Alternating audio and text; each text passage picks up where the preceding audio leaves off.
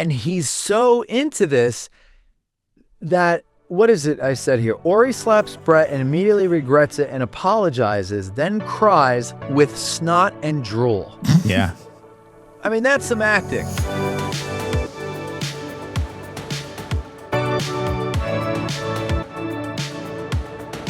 We're here with Matt Callery from Addressing Gettysburg. This is actually episode 3 in our little mini-series here of Watch with History that we've been doing with Matt, talking about North and South, the 1985 mini-series with Patrick Swayze and all these amazing actors.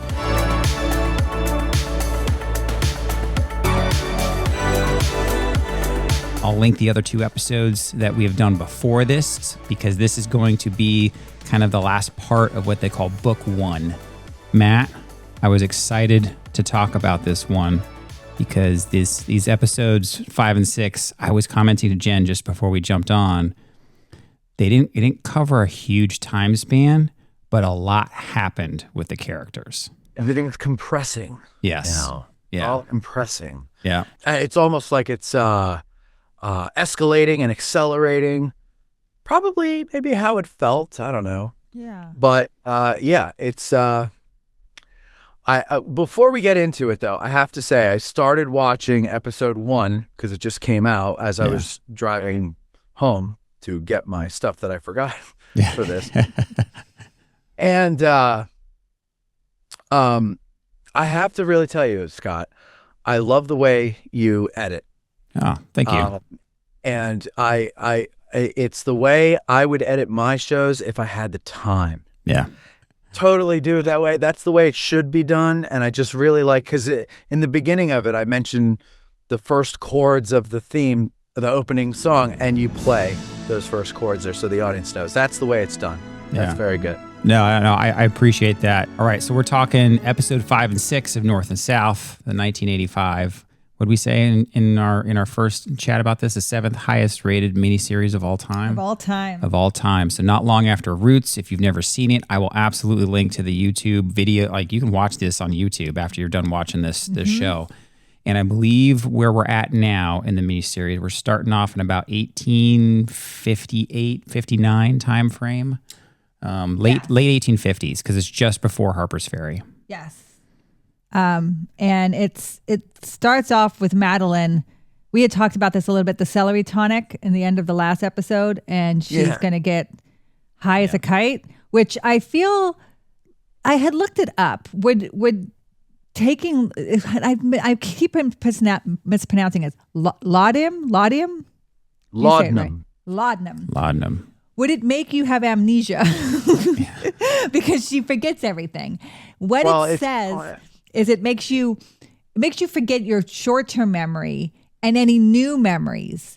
Oh, really? It doesn't make you forget your long-term past memories, but because you're in the state, you're in your, the high state presently, you don't really act on your past memories, but you don't actually forget them. Like, she wouldn't have forgotten. She would know who Orry is. Yes. Yeah. Yeah. Yes. Yeah. Yeah, it's been a while since I did some laudanum, and I don't remember. I don't remember what it does to you. Yeah. Well, actually, like, her husband got her to a increased weak state, right? He doesn't feed her. He tells the doctor she's refusing food. We know that's not true. We know he's keeping the food from her. So she's in such a weakened state. She doesn't have her basically her companion anymore. She's died, and so she's on her own.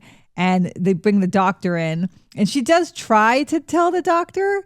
At one point, her husband goes to open the window, and she has like a moment, and she's so weak she can't even like touch the doctor. He's been starving her. Yeah, can't even touch him. Yeah.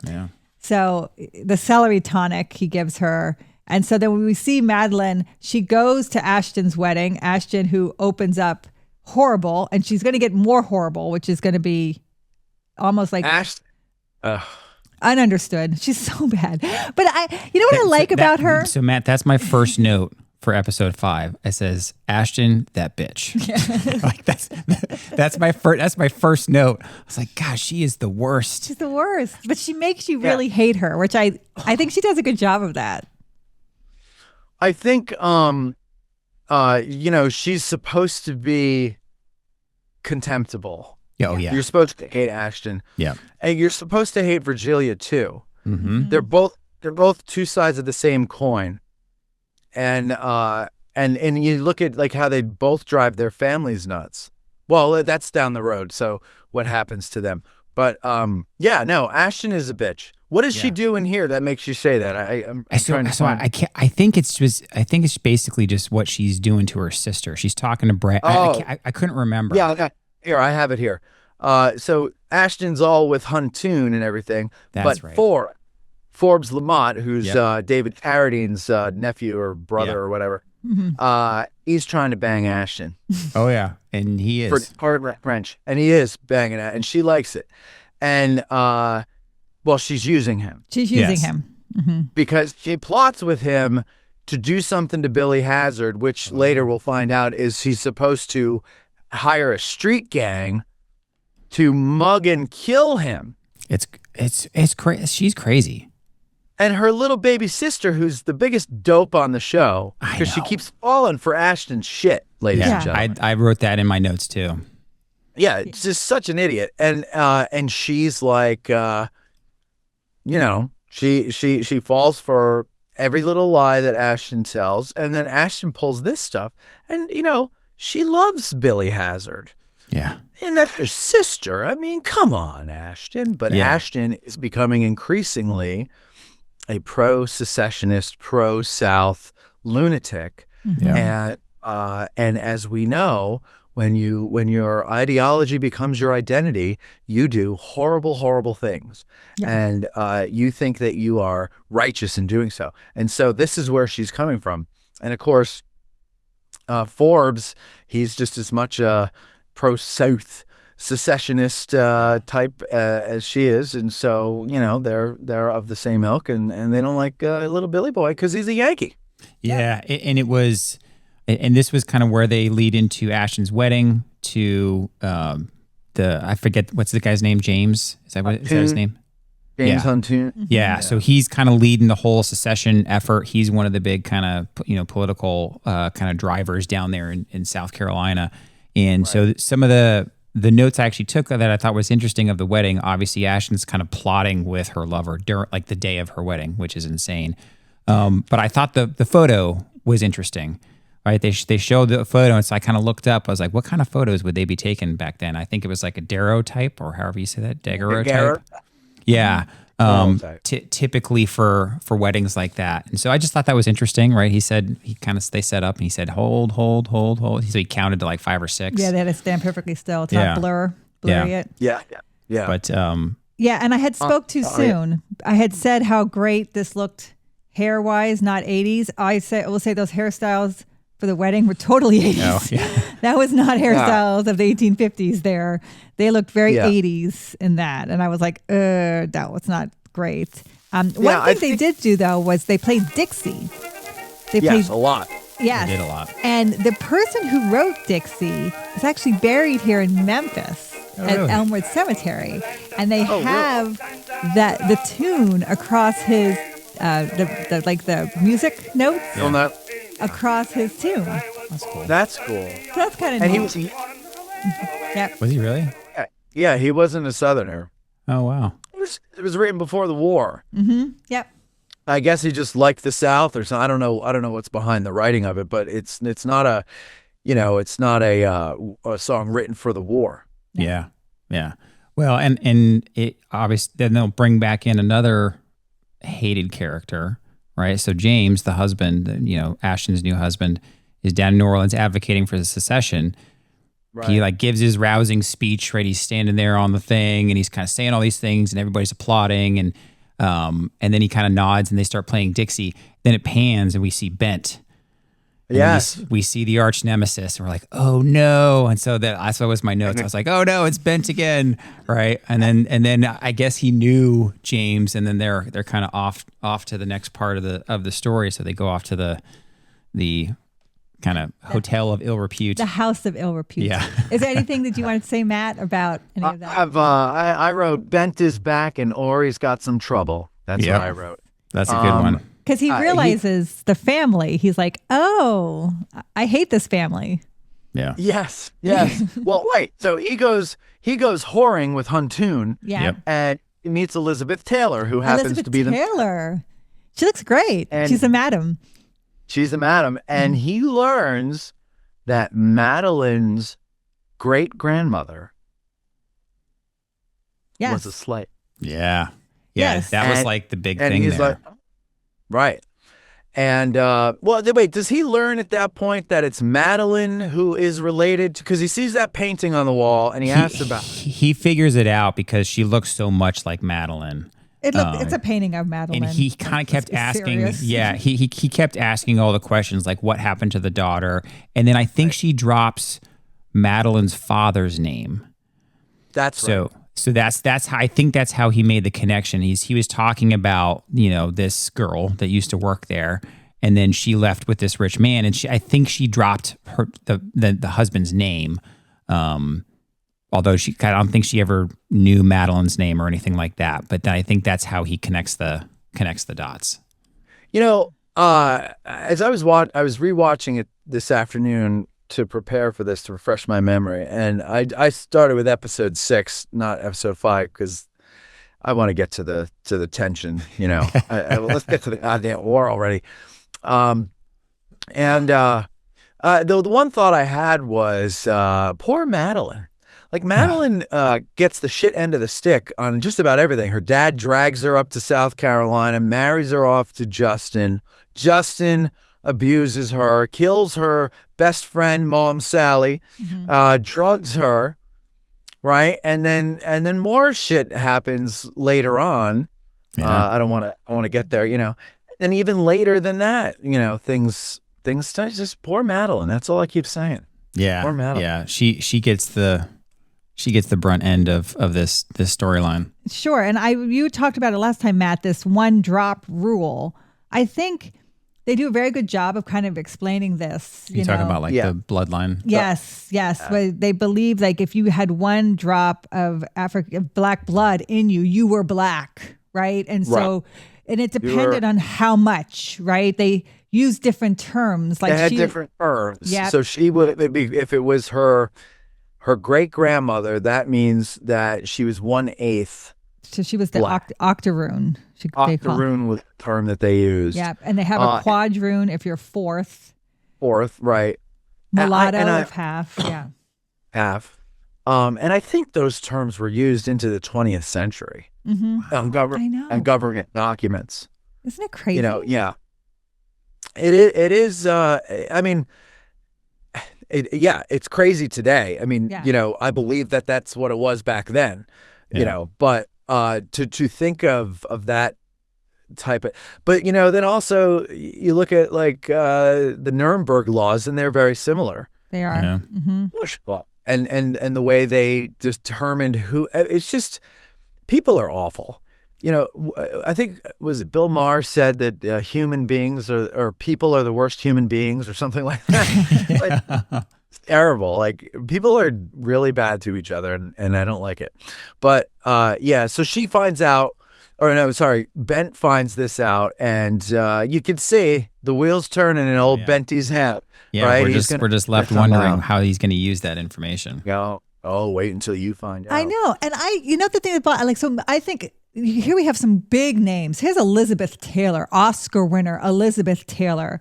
She's the madam. What a perfect role for her, really. She looked great, right? Yeah. But I always tell Scott, like in a past life, I was a madam, because those women are not dumb. Madams are smart ladies, right? Like they have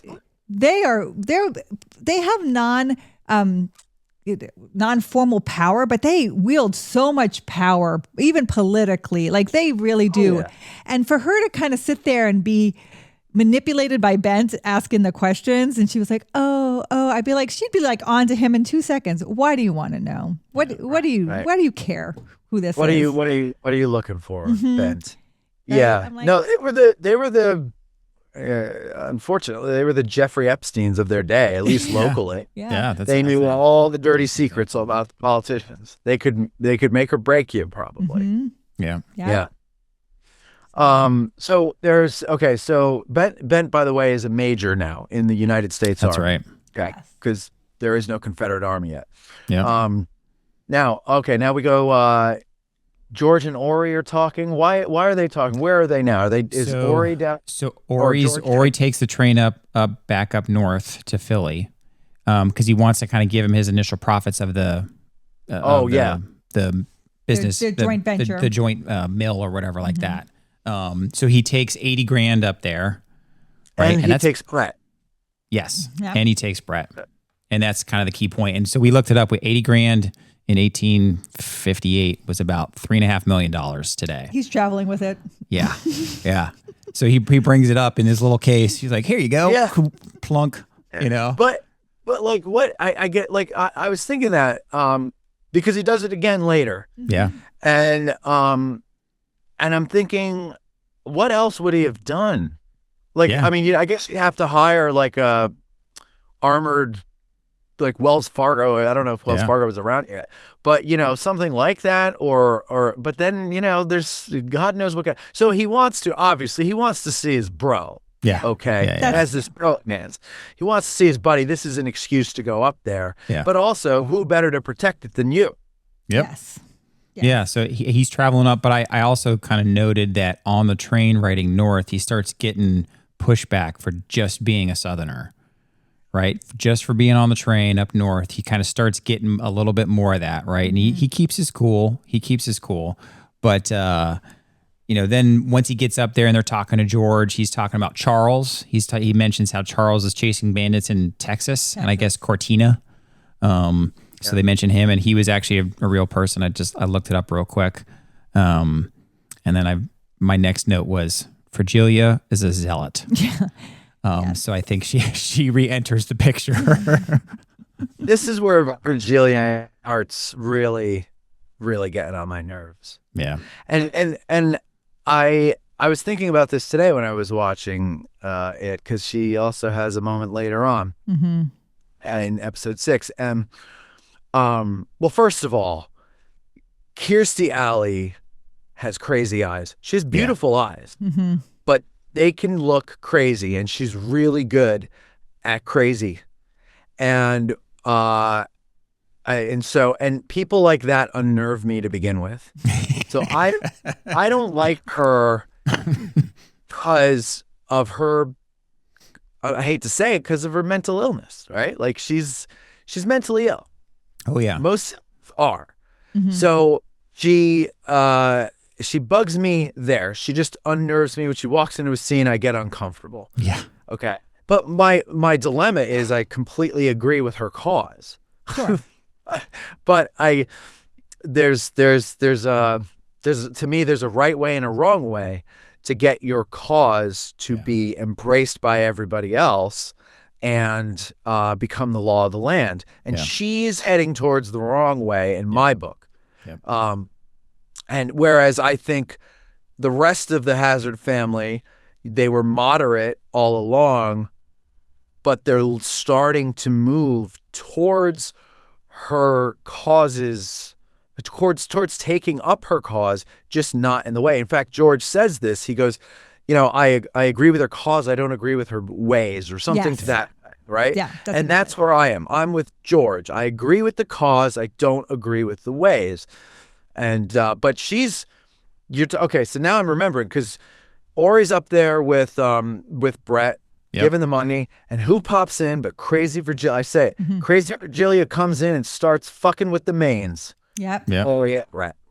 And she's leaving for Chambersburg, right out here by me. And she's going to join John Brown, the new Messiah. See, when you start talking of a human being as a Messiah, Oh yeah. I think you're crazy. And Orry thinks he's a murderer. So this is like the John Brown. Like I said, we did an episode about John Brown, and we had people in a tavern. They were talking about him, and to this day, this is the argument with John Brown is people who think he's a murderer or a terrorist. Other people think he's Jesus. And there doesn't seem to be an in-between, at least among the people that I've talked to about this. You think he's one or the other. Whereas I think I'm in between. Like, I agree with his cause. I don't agree with his methods. Yeah. And And so I'm on that fence there. But yeah, so anyway, so she's going there to be with him. I don't know.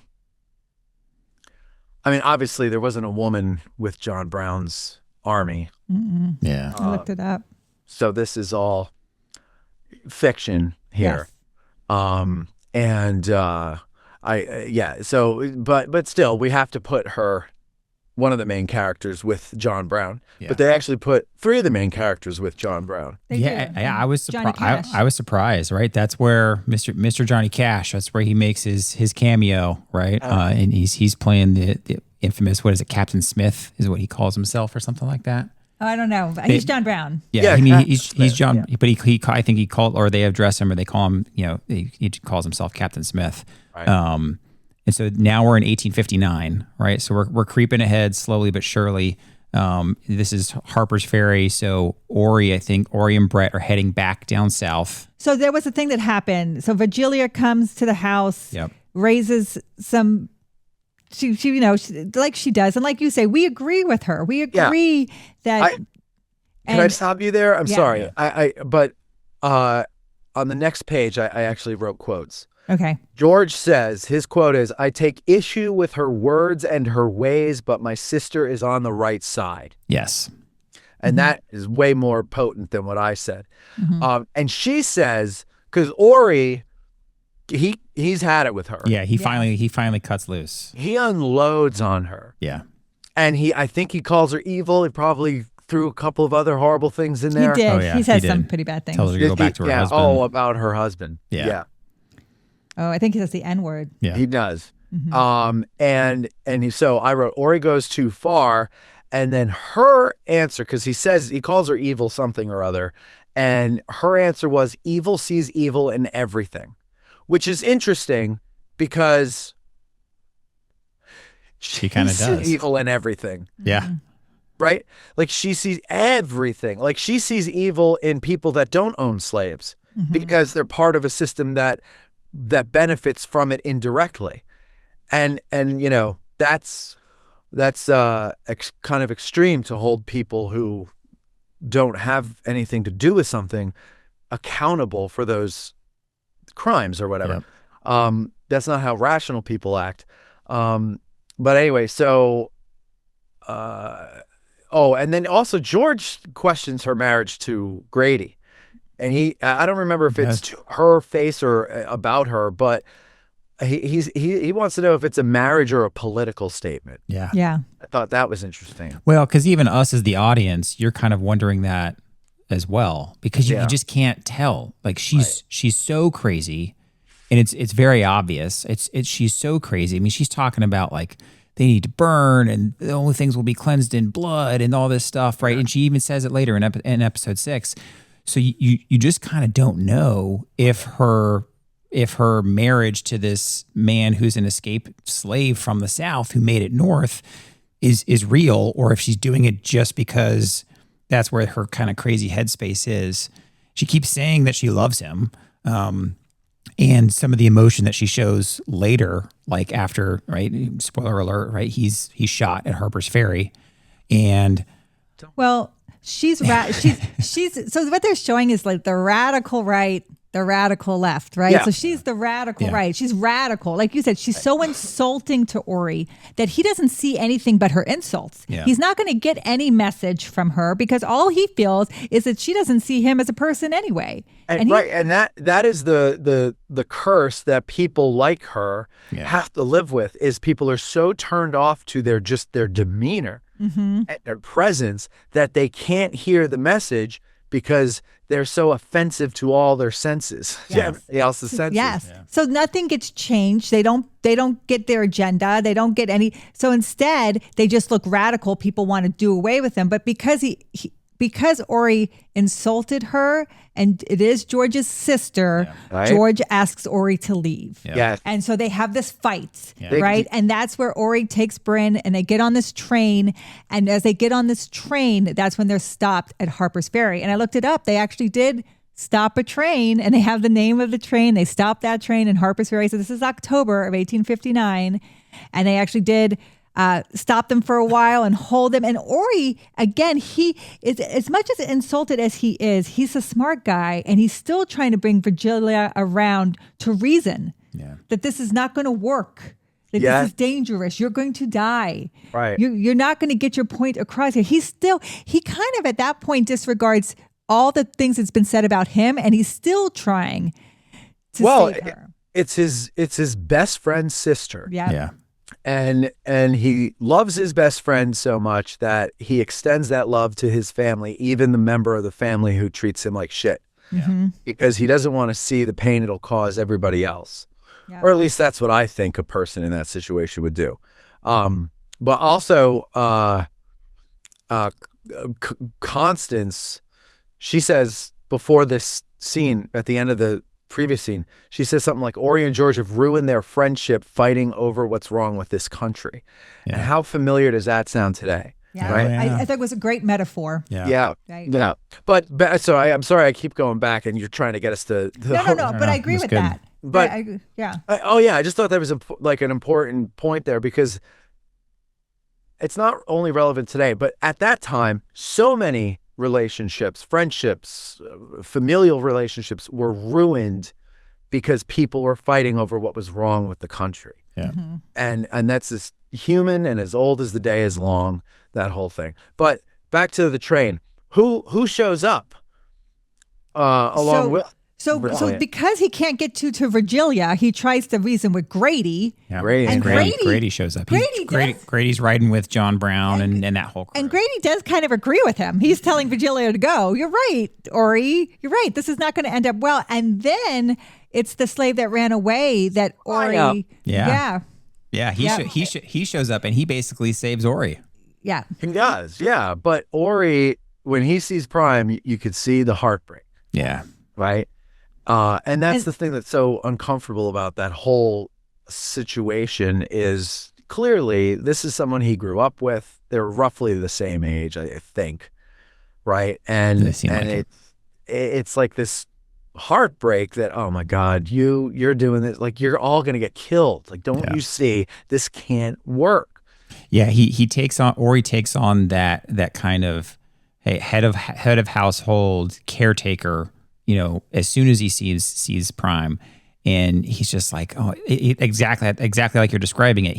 For our listeners, he just kind of gets, you see that disappointment. He's like, oh man, this can't end well. Yeah. Right. You guys are not this is not the way to do this. Orry's not even fearful of his life. He's just telling them that your guys are going to die. And what's interesting is Prime makes a comment here that life isn't better up north for him. Yeah. Right? Oh, yeah. Right? Yeah. He tells him that he's kind of disenchanted by everything. Yeah, he says people treat me just as poorly up here, and he kind of talks about that. I was a little surprised, but freedom up probably north just wasn't what I thought it would be. Yeah. The prejudice doesn't go away just because you're in the north. And I think that's the beauty of North and South is, we're I never read the books, but we're making fun of the soap opera aspect of the whole thing. But I think you got to hand it to John Jakes, because, I watched an interview with him and he said that, even though it's fiction, I had to know what I was talking about, right? Yeah. So I had to do a lot of reading and research into all these events and to be able to believably put these characters there. And in doing so, he also has to understand the arguments and to think about it. Like, if you're going to accurately represent, what these characters represent, then you really have to understand the ins and outs of their arguments. Yeah. And so you gotta hand it to them there, because that's a point that you really don't even. I mean, I've interviewed a lot of authors who are writing these university press books now, and they're very, all these micro histories, and they're very, very like in the weeds specific and stuff. But the ones about race, I'm delighted to hear that they are acknowledging that even up north, blacks weren't treated well. Yeah. And that even some abolitionist groups were like, yeah, we're just against slavery, but let's not go crazy with this equality thing. Mm-hmm. And I always, I'm by no means am I a Southern sympathizer, but I have a real problem with people who only see the other guy as bad and Yeah. completely ignore the bad things done in their name.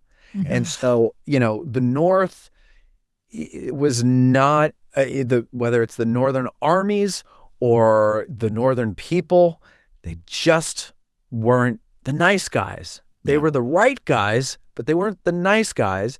And even though they were on the right side, they didn't always do the right thing in the process of achieving victory.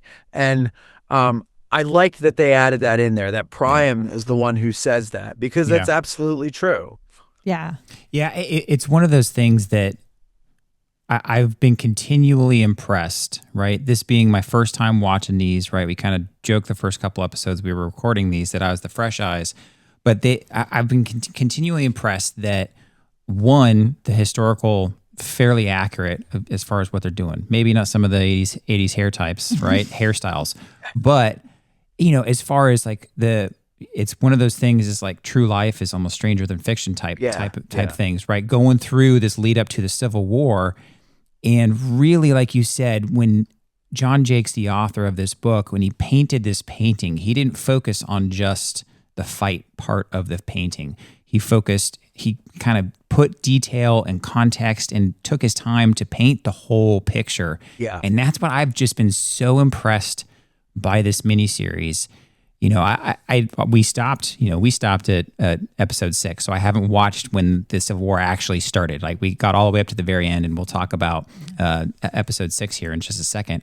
But I kind of want to watch the next couple episodes of book 2, so I get to see, kind of. Well, are we only doing up to the end of book 1, or are we doing book 2 as well? For these for now? I mean, maybe if we want to do book 2 later, but we'll.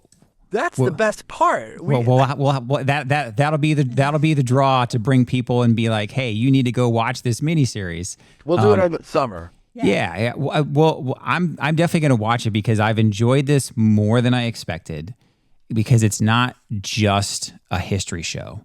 It's not just a soap opera.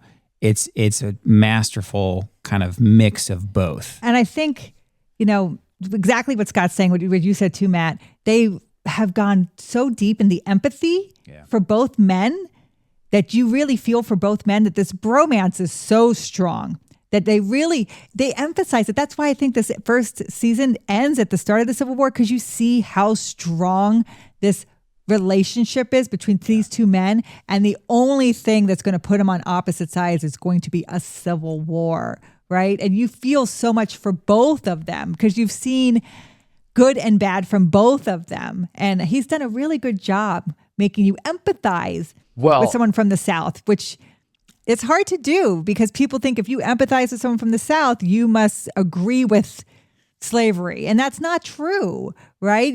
What he does is he's humanizing these characters. So that you're talking about John Jakes and all the information he put in the books that they've turned into the movies. How about this? I was, on the way in here, I was listening to an interview with, I forget his name, the guy who plays George. Oh, yeah. A couple years ago, this British kid I don't know how he did this, but he interviewed basically every living actor from the movie for the 40th anniversary of, so it would have been last year, of South. Wow. And it's all done this way, through Zoom or whatever. And then I think he's put out the full interviews with each of the actors, but he made it his own documentary, taking snippets from the actors. So I was watching the full one with George, and he was saying, the question was, because this is so immense and you guys are aged through the years, everybody's aged, did you shoot it in sequence or did you shoot it out of sequence like movies typically do? And George was like, no, we shot this out of sequence, which is more impressive because you got to think all the different locations. They didn't have a bunch of different locations in South Carolina. They had South Carolina, Arkansas, Mississippi, Louisiana, and they all have to double as different places. So you got to take this whole cast and crew to all these places and think of the consistency, the continuity that you have to have. Scars, Gray. There was Ray, right? Yeah. And I thought that, because you pointed out how baby-faced Patrick Swayze is in when we were doing the first two episodes. But now he looks almost heavier. Yeah.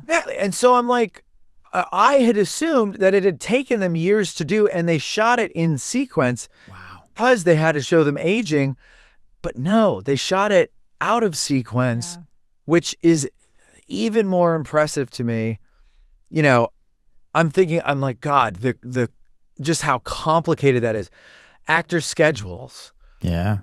Oh, this one's going to do a movie, so he's not available these days, but everybody else is. But we need to shoot these scenes at this place because we have location for that. Well, we're going to have to get that location later when he's available again and shoot his shots and use body doubles for the wide shot.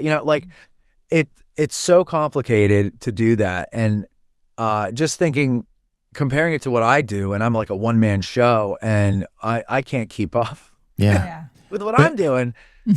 Yeah, and we actually looked it up, and then we'll kind of talk about the end of episode 5 and go into episode 6. But we looked it up, and we're wondering if this show had won any awards.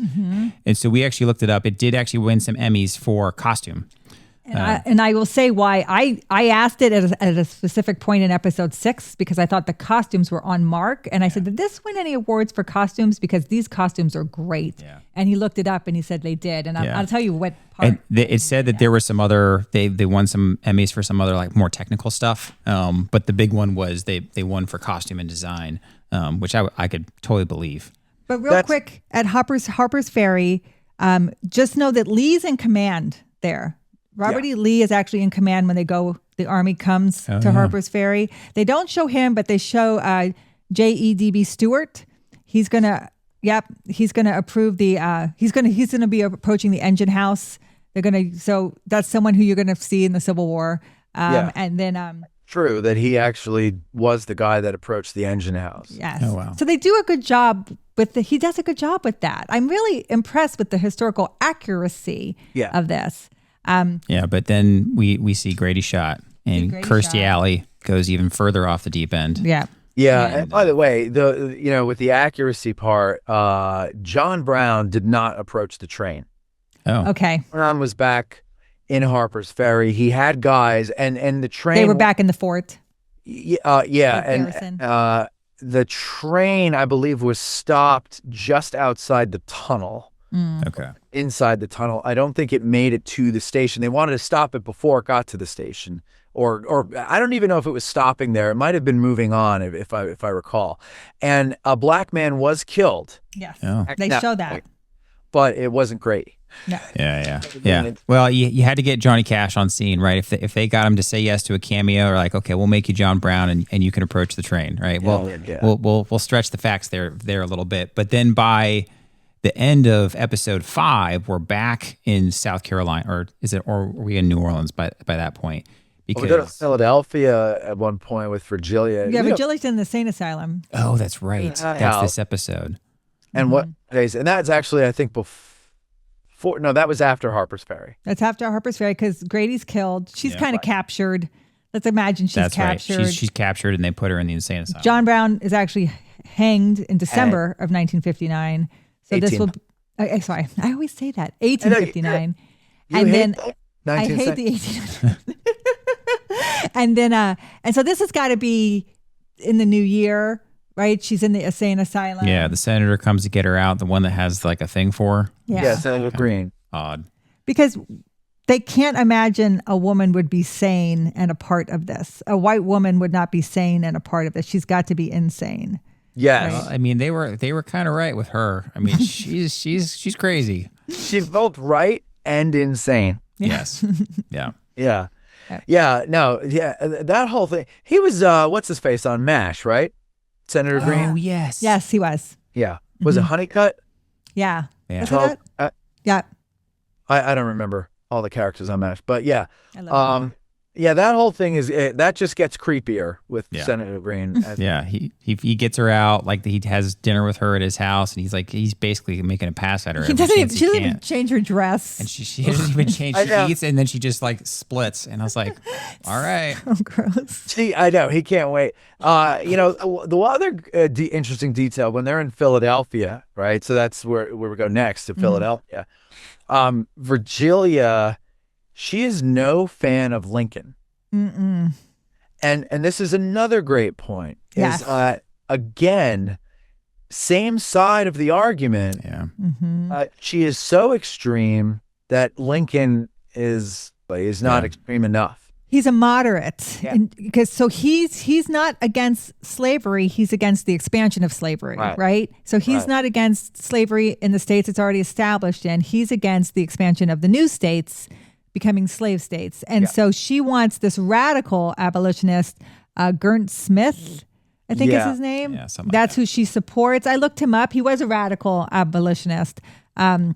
She thinks Lincoln is just not strong enough and that he's weak, and she points that out. And so, yeah, she's very much, it goes to show you that as much as people today champion Lincoln, and Lincoln was the guy, and people forget that Lincoln was just trying to make peace too. Yeah. He was like, whatever, he was appeasement, basically. Like, what can, you guys can stay slave states, just let's not, he wanted the expansion of free labor, right, for the North and for the people to have jobs. And so he didn't want any more slave states to come. But he was fine. He actually was fine with the Fugitive Slave Act. Yeah, they show that in the next episode. Right. So they make so the thing about Lincoln, it's very interesting. Like, she shows that not our Northerners love Lincoln either. Yep. So. Yep. And does he like the Fugitive Slave Act, or I think his point to who was he talking to? He's either Seward. Stewart. Stewart, yeah. He was talking to Stewart.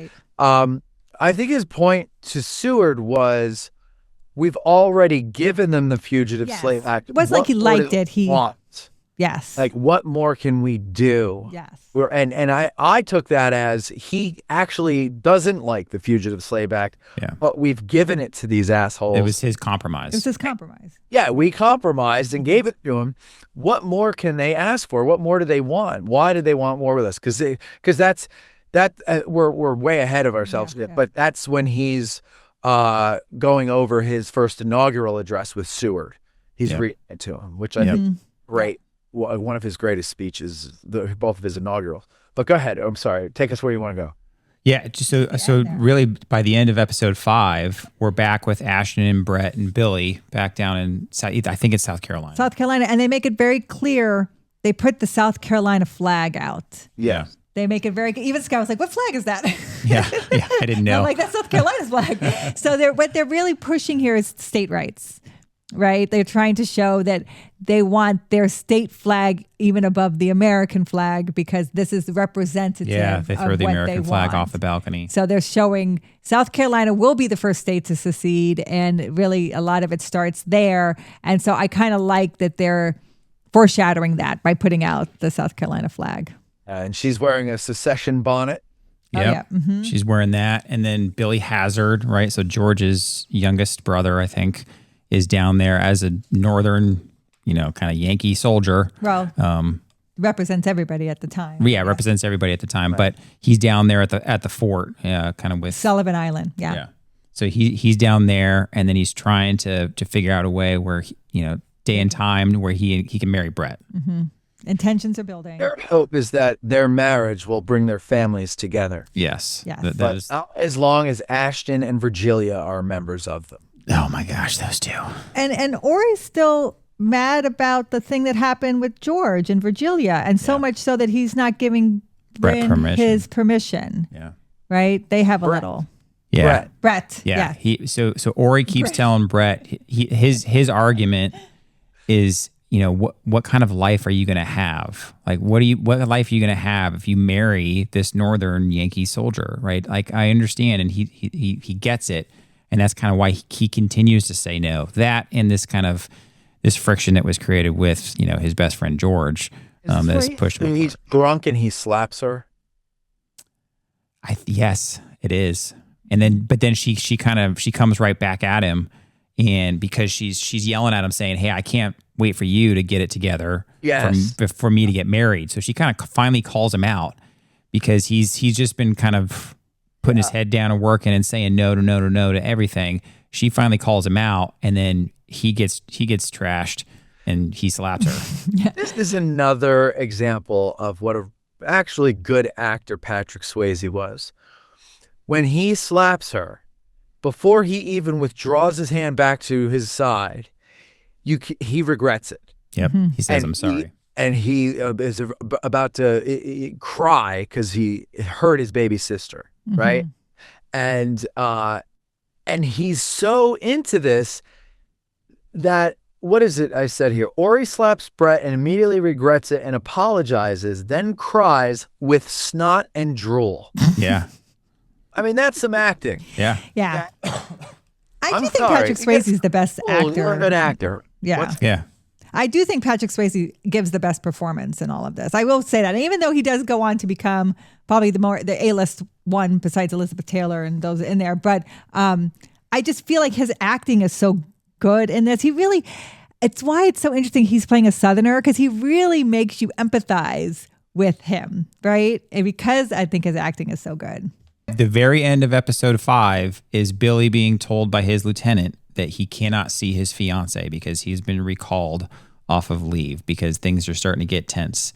So then that's the end of episode 5, right? And we're then episode 6, it's November 6th, 1860.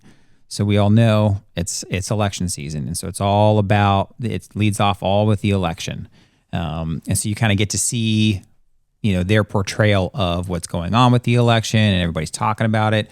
And then obviously we all know that Lincoln in the White House. Lincoln was put in the White House. You see him talking about it, like you said, his inauguration, and they're making fun of the Yanks, illiteracy and things along that nature. And basically everybody's saying, and you'll know by then, that everybody says if Lincoln's elected, South Carolina is going to secede. And so everybody's saying it. Billy's walking around, and that's when you find out. That's when you see the street gang, the One-Eyed Jack. One-Eyed Jack. As I kept calling him, there's a guy with an eye patch, right? For our listeners, so a street gang led by a guy with an eye patch, which is a classic bad guy move. Are figure out a way to they kind of accost Billy as he's walking with Brett.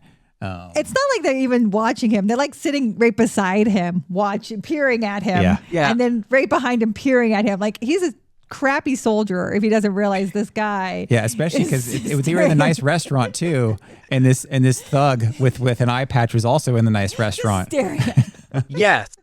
That whole street gang thing, because the one guy with the eye patch like walks past Billy and then goes up ahead and hides behind a gate. Yeah. And before Billy even passes the gate, the guy's already coming out. Like, he knows he's there. And then, so he gets behind. Yeah. And they have a whole big thing, and they run away and elude the gang, but fails.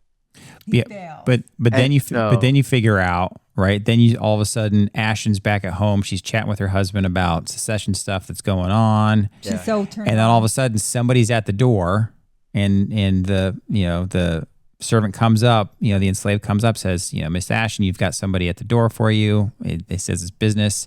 She comes to the door, and it's One-Eyed Jack.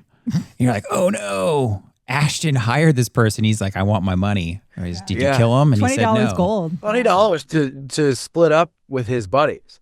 Yeah. Yeah. I mean, obviously $20 was more back then, but like, I thought that was strange. And he was supposed to kill him. Like, this lets you know how bad Ashton is. She wants to kill Billy. Yeah, like, it's awful. Awful. She hired an assassin. Yeah, but again, she and Virgilia both think that murder is proper in order to advance their cause. Yes. And that's a crazy person. That's a crazy person. Definitely a crazy person. Then George visits. We get the bros back together. Yeah, I do want to say one thing though about, I think it was when One-Eyed Jack was with his crew and Billy was walking by in the blue uniform and the guys in gray were kind of looking at him. Those colors, gray and blue for the North and the South, hadn't been decided yet. Yeah, that's good. No, but those guys could have been a part of a militia unit, and there were militia units that wore gray. That's true. Like a South Carolina. And there could be some foreshadowing there. Just know that there wasn't like this decision yet that the South was going to be represented in gray and the North was in blue. That wasn't figured out. Well, let's, since you brought up uniforms, let's talk about Billy's. Yes. Billy's in the engineers. He has the engineer castle on his hat. His shoulder boards are a second lieutenant in the cavalry. The yellow means Yellow. Yep. And that drives me nuts. Yeah. And it's the whole time in 5 and 6. Just wanted to share that. Oh no, I mean that's a good call out, right? I mean they can get a good portion of the stuff accurate, but the uniform stuff, that they needed like That's not that hard. They needed either. a Civil War consultant, right? They needed somebody from the Civil War to consult. I'm sure they did. Just open up Well, they had one. And that's the thing. But I'll bet you like the cinematographer or somebody in costume and wardrobes was like, I just like that yellow just really looks good. Yeah. It looks good on you. And no one's going to know. No one's going to know. What was the correct color? Was that the red that we saw? No, red is artillery. I believe the engineers were black. Okay. So you wouldn't even notice it. It wouldn't show up blend well on camera. better. Yeah, it would. I'll tell you here. Hold on, I can show you because I have these. These are Colonel's shoulder boards. Oh yeah. And I believe the black background was for staff officers, and I want to say engineers. As well, and maybe even medical. So he would have had the gold braiding on the outside for it to stand out a little bit. The braiding would have been there. Yeah. I don't think they call it braiding. I forget what they call that. But this, it would have looked like this, and it would have had no insignia because a second lieutenant was just an empty shoulder board. Yeah. I guarantee you there's some uniform Nazi out there who's going to correct something I just said, but I think I'm right for the most part. Okay. Well, we know that it wasn't accurate then he's not cavalry. So no, and later on he doesn't even go into the cavalry. No, but I don't. So is he or isn't he? Is he in the engineers? I forget when he was in West Point. Did they have that? He said he was going to the engineers. That's what he said he was doing. So then the cavalry thing is wrong. Yeah. Either. But to your point, George made his way back down south to visit Orry.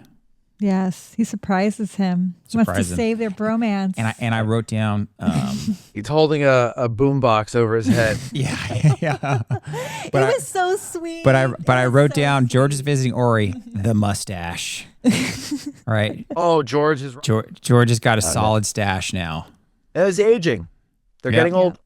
They're starting to gray a little bit, and I think that was a pretty emotional scene. I mean, even for me. Right. It was a little dusty, down the stairs. And they kind of truly, he comes in and says, I shouldn't have let what Virgilia said. I shouldn't have let that kind of keep us apart. And he apologized. And then Orry, like classic best friend, he's like, I'll put it in my words. He says, damn it. Now I can't apologize. You're making me look bad. Right. Mm-hmm. And so then he just kind of comes over and they hug it out. And it was a good scene. It's just such a heartwarming scene. Is this the other time he was bringing money? No, he wasn't bringing money. No, that's later in this episode. Yeah. George comes down to the South and surprises him and apologizes. It's so sweet. It's like a face-to-face apology. And was this when George says, or when Orry says, how come you didn't let me know you were coming? And he said, because I didn't want you to tell me no. Yeah. I didn't want to give you the chance to tell me not to. Good. So that was the other thing they discussed was Billy and they get married. Bryn, Brett, whatever her name is, Bryn. They discussed that and they agree, let's let the kids get married. Yes. And let's go tell them ourselves. Yeah. It's so sweet. It's like bromance is stronger than family. Yeah. Right? Well, it's true, though. That is true. Mm-hmm. They call that a chosen family now, I think. Yeah. Yeah. He wants to tell them together. They go to Charleston together to tell them together. Right. And yes, then South Carolina secedes. Yeah. So they're kind of given permission to Brett and Billy. You can tell it's Christmas time. They had like a Christmas tree there in wherever they were. But then as they're kind of celebrating this, permission, Lieutenant Meade comes to get Billy. Yeah, Meade. And so he knocks on the door and he comes right in and says, "Billy, we got to go." And he says, "Meade, what's going on?" And so all leave is canceled because essentially Tensions. the tensions are high. And then, next it's December 20th and South Carolina secedes. Right. And Billy, they're stationed at Fort Moultrie at this point. They're not at Fort Sumter yet. They don't Correct. get over there Yeah. eventually because Fort Moultrie, they abandoned Fort Moultrie to go to Sumter. So then Sumter is, I guess, placed on alert on December 26th after secession. Yeah. Now, the one note that I have here is I say Ashton finally shows her true colors. Yes. So that night of secession, Oh. so finally, so everybody's out there celebrating, and so George is still there. So George is still there with his visit. He's down there with Orry, and Orry's like, "Hey, do you want to go outside and kind of watch, essentially the downfall of the South?" Right? Because Orry knows like this is not a good thing. Orry knows it's not a good thing. He's very Orry knows it's not a good thing, but everybody's out there. There's fireworks and people are celebrating and all this stuff, and so they're there. It's the three of them because Billy has just left to go back to his fort. So it's George, Orry, and Brett. And up comes Ashton, and she's like hooting and hollering and saying the South is seceded. And then she insults George just like Virgilia insults Orry. She insults She's George. so insulting. Brett says, "Hey, how can you say something like that? Like, you should celebrate with me. Like, they just gave us permission, me to marry Billy." And then Ashton basically says, "Damn you," or Damn the Union. damn the Union, and damn your Union. And that's when I wrote down, Ashton finally shows her true colors. Yep. She can't. The mask has come off. Yes. Yeah. So that was kind of a big reveal moment, which Brett, being the sister, she should have known this decades prior Yeah. because Well, your siblings. That's the thing I don't get is how Brett is so ditzy that she doesn't know her sister is the worst human being on the planet. Yeah. Yeah. So that part,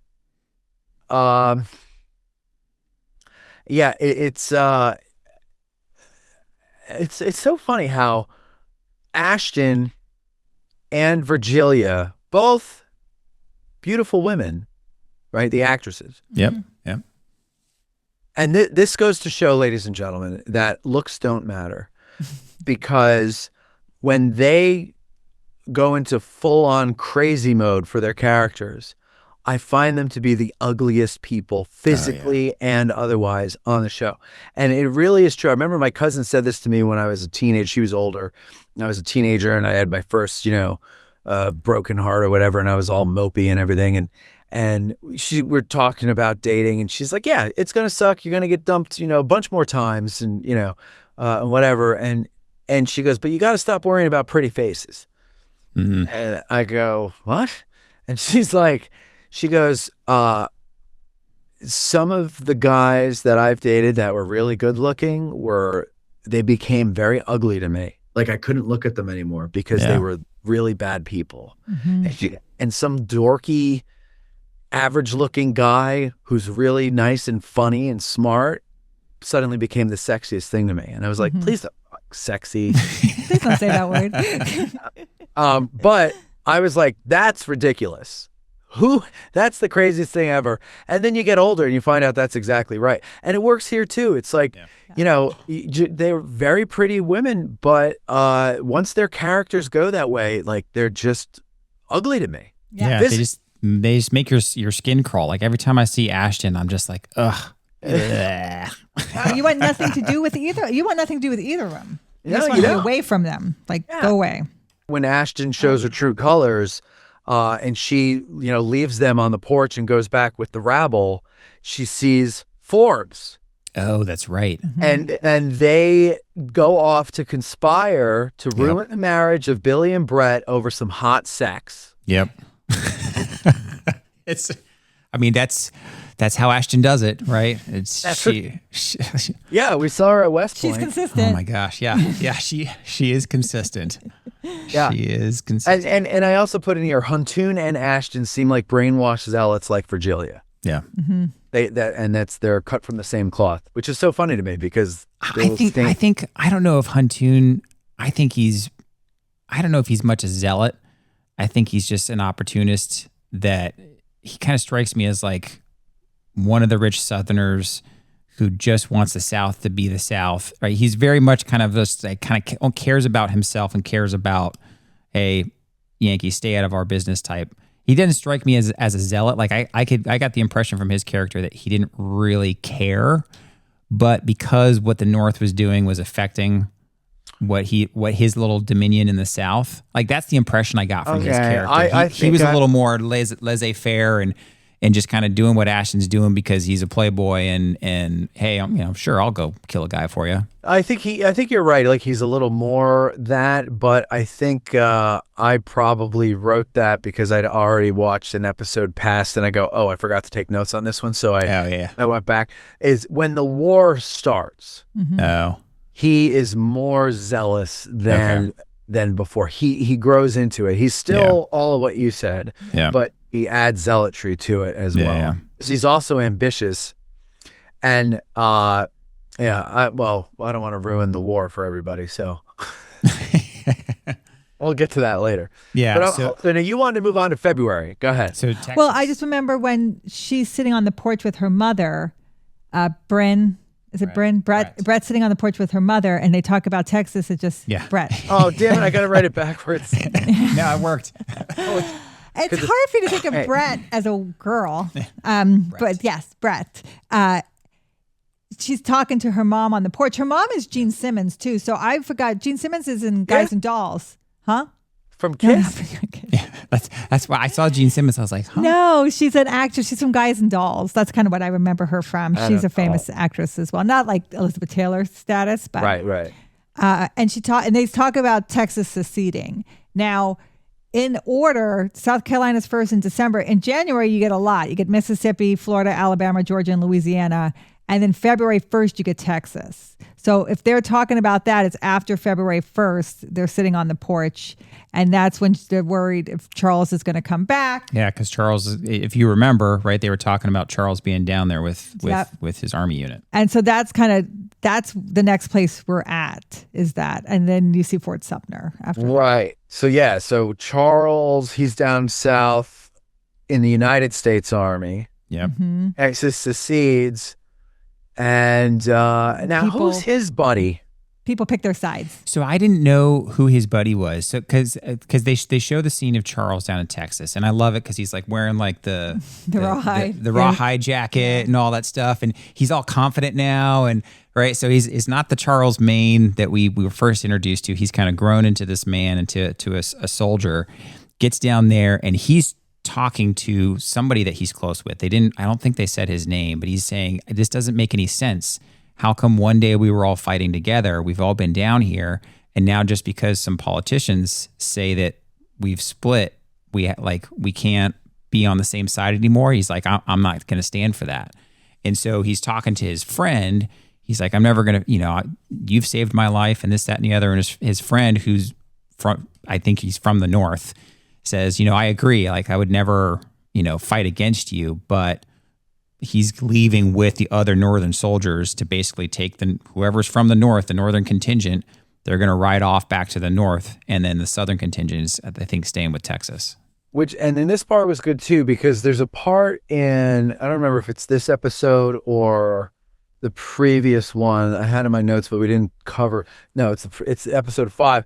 There's a scene with Justin Lamott, and he's talking with somebody, probably Forbes, and they're talking about how Southern cadets are leaving West Point. Oh, that's right. He's very excited and proud of them. And he says, I'm going to raise my own regiment. Yeah. And so we see that in the previous episode that these Southern guys are leaving West Point. And now we're seeing the other side of that where a Northern contingent of a United States unit way down in Texas. I mean, how far away from the North can you get, right? Yeah. And way down in Texas, they've got to leave now and go through all these states to get back to safe territory. Yeah. And also while you were describing that, it kind of made me realize like George and Orry, they're the older generation and who've already served in a war. They're veterans, they're businessmen now, they're family men, and their outlook on the whole thing is a little more nuanced and mature and informed. But now here we're looking at the young guys, 18, 20 years old, and they're, well, why do I have to do that? We're comrades, like we've together, we've protected each other. Now I have to go and fight against you. But then, of course, once they get out of the cabin, they find out that there's other guys that are perfectly willing to switch like that. Yeah. Well, and so his friend mentions that. He's like, hey, let me walk out first because a bunch of these guys have already think that you're doing bad things, right? Yeah. Which just kind of shows the insanity of the whole situation. And then he gets out there, he fights with a corporal or a sergeant or something like that because, Corporal. I think he says, thanks for saving me from, that Indian or something like that. Thanks for saving my scalp. I guess I should have let him. And he's like, I should have let him. And then he calls him on it and beats him up a little bit. And then the northern contingent rides off. So, And then I think, is that when he resigns his commission as well? Because Charles resigns his commission there. Does he? In Texas, yeah. So he writes it on a note. So lines from the U.S. Army. Yeah, he writes it on a note, puts it on a nail. That's right, because it's February 18th. And somebody else says, hey, what are you doing? He's like, well, there's nobody around to take this from me, so I'm just going to leave it here. I figure that should do. He puts his jacket back on, looking all, Western, and he decides he's going to head back home to South Carolina. Billy with Custer before Custer. Yeah. Yeah, you're right. He does do that, and then we're back to Bryn and Billy's wedding. Yeah. Charleston. I want to say Chancellorsville, and I'm like, that's not right. Yeah. We're at Charleston, but before the wedding, Major Anderson transfers Billy to Washington. Yes. That's right. Is going to or expedite the whole marriage thing. He's got to get married. Yes. Anderson's like, well, you got to leave tomorrow, so you better get going. We were trying to remember where that actor. I was just going to say, he's been in a lot of things, and I almost looked him up today. But he's been in so many things. I can picture him in probably 10 movies, but I could not. I pictured him in My Cousin Vinny. I told Scott he's My Cousin Vinny. He's the expert on the autos. He's the expert on the cars. And Marissa Tomei goes up and he's like, very impressive when she gives her testimony. Yeah. But they had a whole bunch of actors from the 80s, right, that were in this miniseries, and so he transfers him up to DC and says, "Hey, you need to take." I think he gave him like a message too. He was giving him something to take up there, and then Billy's kind of hemming and hawing. He's like, "We all know why you don't want to go." And he gives him leave until like the next day. And he's like, you can go on leave for, but by tomorrow, married or not, you're going to be on a train up to Washington, D.C. Right. So Billy hightails it out of the fort to run off to his new And then we bride. get the scheme to kill Billy. Yeah. With like a duel. And Madeline hears it all. Yes. Yes, That's that's right. Madeline finally comes back into the story. Out on the porch. She's like, she's wandering around, la la la, in her laudanum stupor, and she hears this, and all of a sudden, all the memories come shooting back. I know who Orry is, and I care about him, and I know who Billy is, and I know what's happening, and I got to let them all know this, and so she has a fight. So this is totally soap opera shit. Oh yeah. Everybody plotting to have people murdered, and somebody overhears it and everything, and it's just so they're gonna try to have Forbes challenge him to a duel. Ambulance him on the road and challenge him to a duel. Ashton's lover, right? For those listening, so Ashton's lover Forbes, who is the cousin, I think, to Justin, which is Madeline's horrible husband. So him and another friend, they're kind of sitting there plotting this scheme, and they're saying, hey, here's some dueling pistols. Essentially go out, track down Billy and Brett when they're leaving the wedding and they're heading back to the train, and egg them on for a duel, right? And then they kind of imply, hey, don't put too much powder in one of these guns, right? It's essentially implying that they're going to cheat so that he can kill Billy to carry this out. And Madeline overhears all of that. And somehow in her drug-induced state, she remembers all of this and realizes, oh, I've been sitting up in my room on drugs for the past year. I should do something now. Now I'm going to do something. And so she snaps out of it.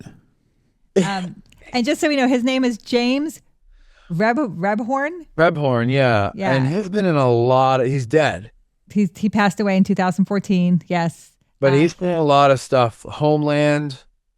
Basic White Instinct. Yeah. Good Life, Basic Instinct. Yeah. He always plays like a detective or a school teacher or principal or something. You'd recognize him. Yeah. Run As the World Turns, Royal Pains. I'm skipping around. Boston Legal. Law and Order. Independence Day. Yeah.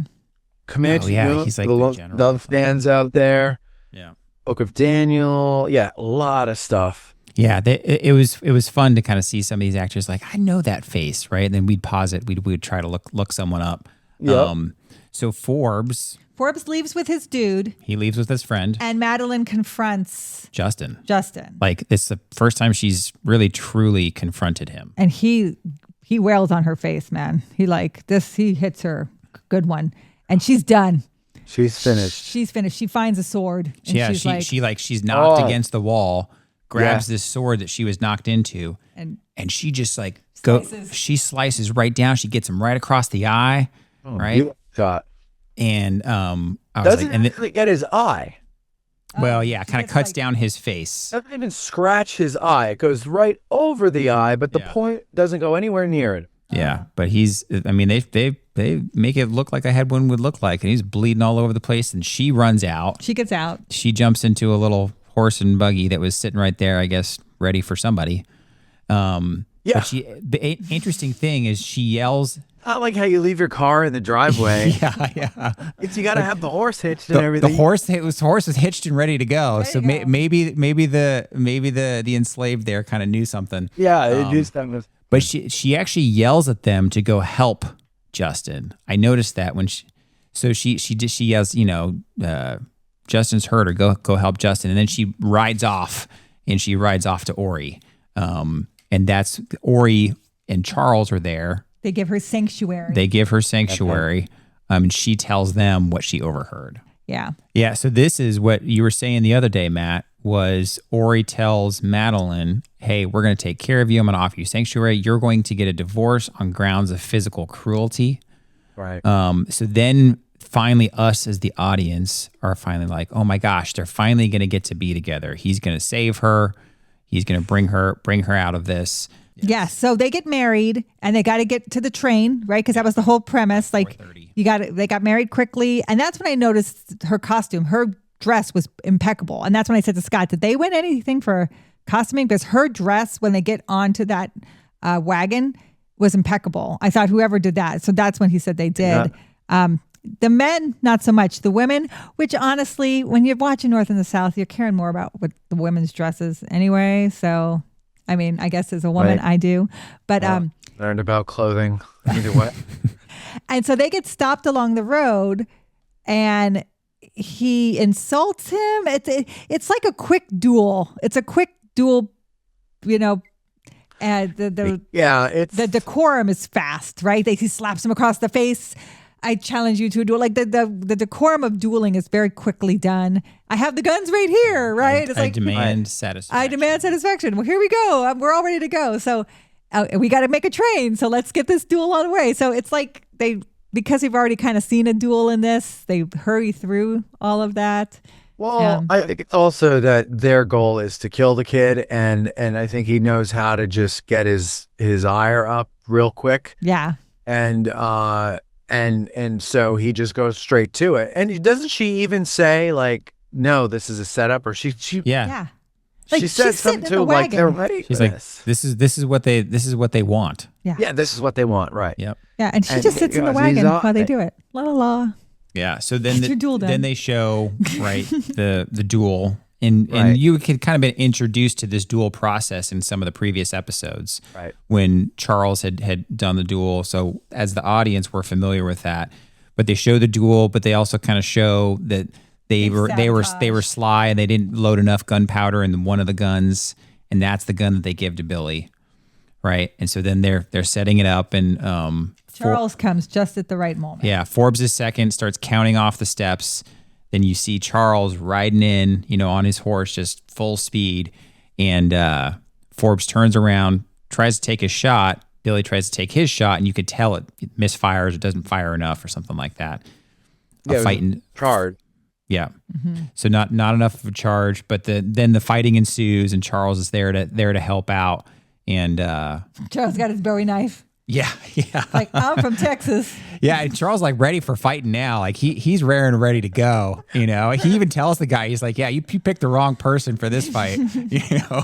He's there having a good time. Like, It does turn into like an all-out brawl. Oh yeah, yeah. They're brawling. Knives. Yeah, and they're struggling. They're grabbing for guns, and Billy ultimately stabs Forbes Lamont and kills him right there. Yeah, with his sword. What's interesting about this, James Bowie, in real life, the man from the Bowie knife, he actually was in a duel in Natchez, Mississippi. There's a sandbar there that he participates in a duel there because it's not quite in either state. So they would do duels on the sandbar outside of Natchez. And he gets shot twice and the other guy shoots him twice, and then he pulls a knife and kills the person with the knife. So it's it's where the Bowie knife kind of comes from and named for him, and it's the first time a knife actually won in a gunfight. And it's like Bowie's knife. So it's kind of interesting that Charles has the Bowie knife in a duel. I kind of like, that's kind of neat. So. Yeah. See, I wonder if that's just coincidence because it looks cool on camp. Or if that's a detail that John Jakes knew and said, well, let me just throw it in there for the hell of it. Yeah, I don't know. Yeah, I don't either. But so now Billy's saved. Okay, and he and they make it to the train. And Brett get married. They make it to the train, and this is when Ashton's whole plan is ruined. This is when she comes back.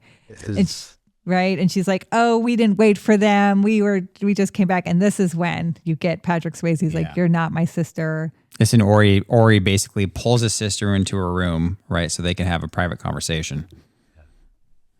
Yeah. Leads to the riot act. Orry confronts Ashton when she returns to Mont Royal. Orry is irate. Mm-hmm. Ashton finds out through this argument that Forbes was killed. Okay, yeah. So, he kicks her out of the family. And the best part is when he kicks her out and he pushes her against the door, and then she says something else because she again shows her true colors here. Yeah.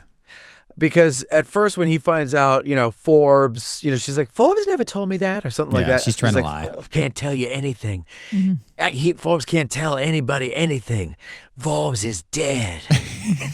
At first it looks like she's going to cry and her face is, and then she just turns this evil look on her face. She's like, it's all your fault. And she starts lashing out at him. And he grabs her and throws her into the door. And she says something to him, and he's just like, that's it. And he goes and he grabs her again, opens the door, pushes her out in the hall.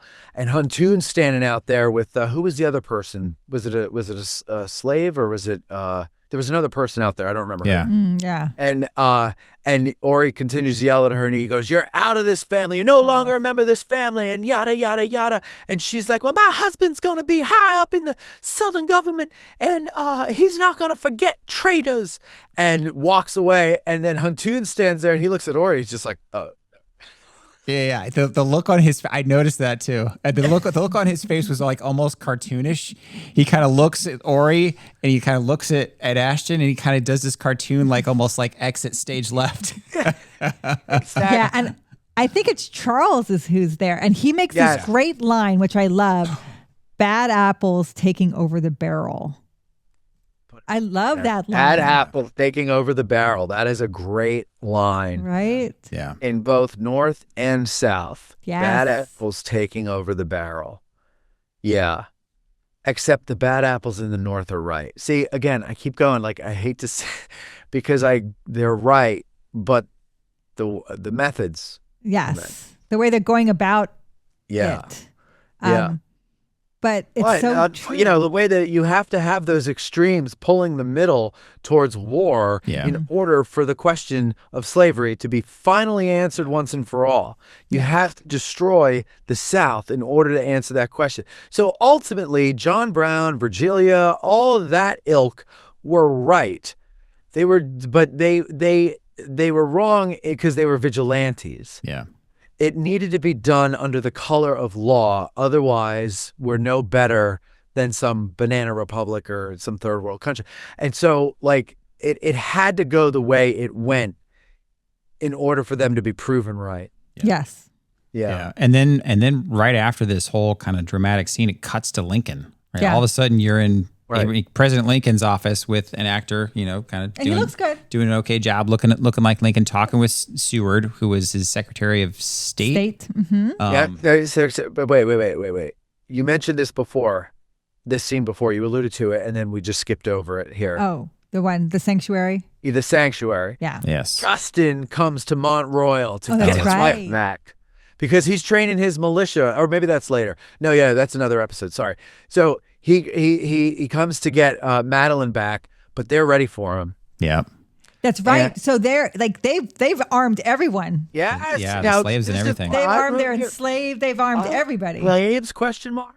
Mm-hmm. Well, I'm curious to know, like, if there were a situation in slave holding South where you've got a Justin Lamott bringing his posse over, right?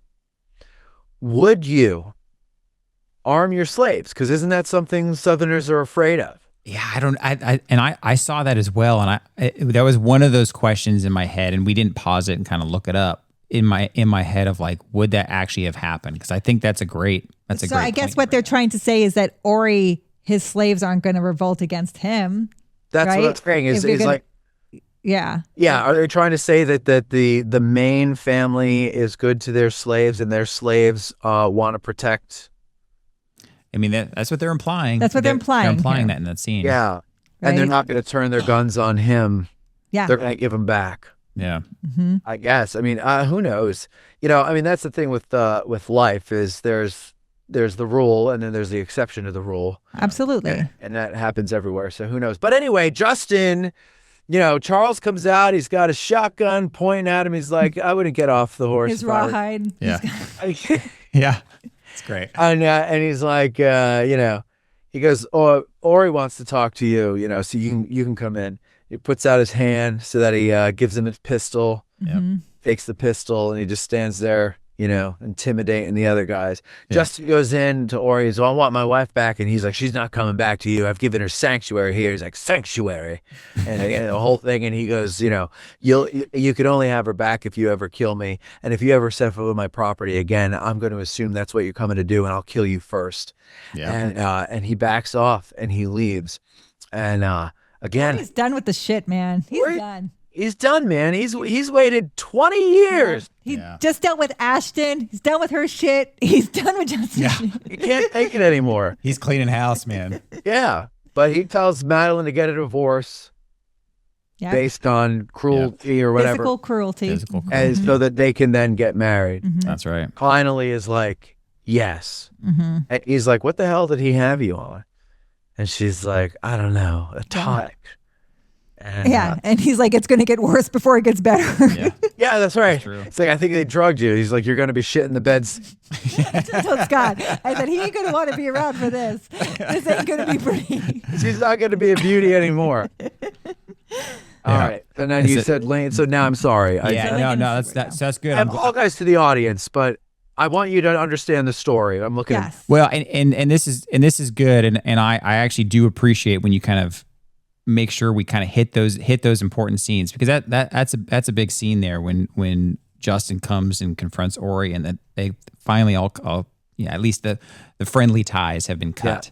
And then we cut to Lincoln talking about, he's kind of reviewing his inaugural address, and that's when they kind of give you that insight, at least as far as the audience goes, of, like you were mentioning earlier when we had kind of talked about this, was sure he gave into the Fugitive Slave Act, right? Is that the one? but he wasn't happy about it. And kind of part of how they wrapped that up was when Seward kind of says, well, you should, kind of implies like, hey, maybe you should let, slavery keep going, into Texas or something like that. And Lincoln's like, well, I think I've compromised enough, right? The South should compromise.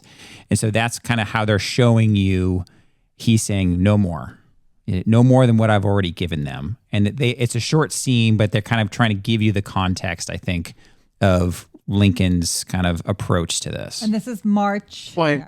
Lincoln hasn't given them anything because he's not even inaugurated yet. Yeah, that's a good point. This is March. Preparing his speech.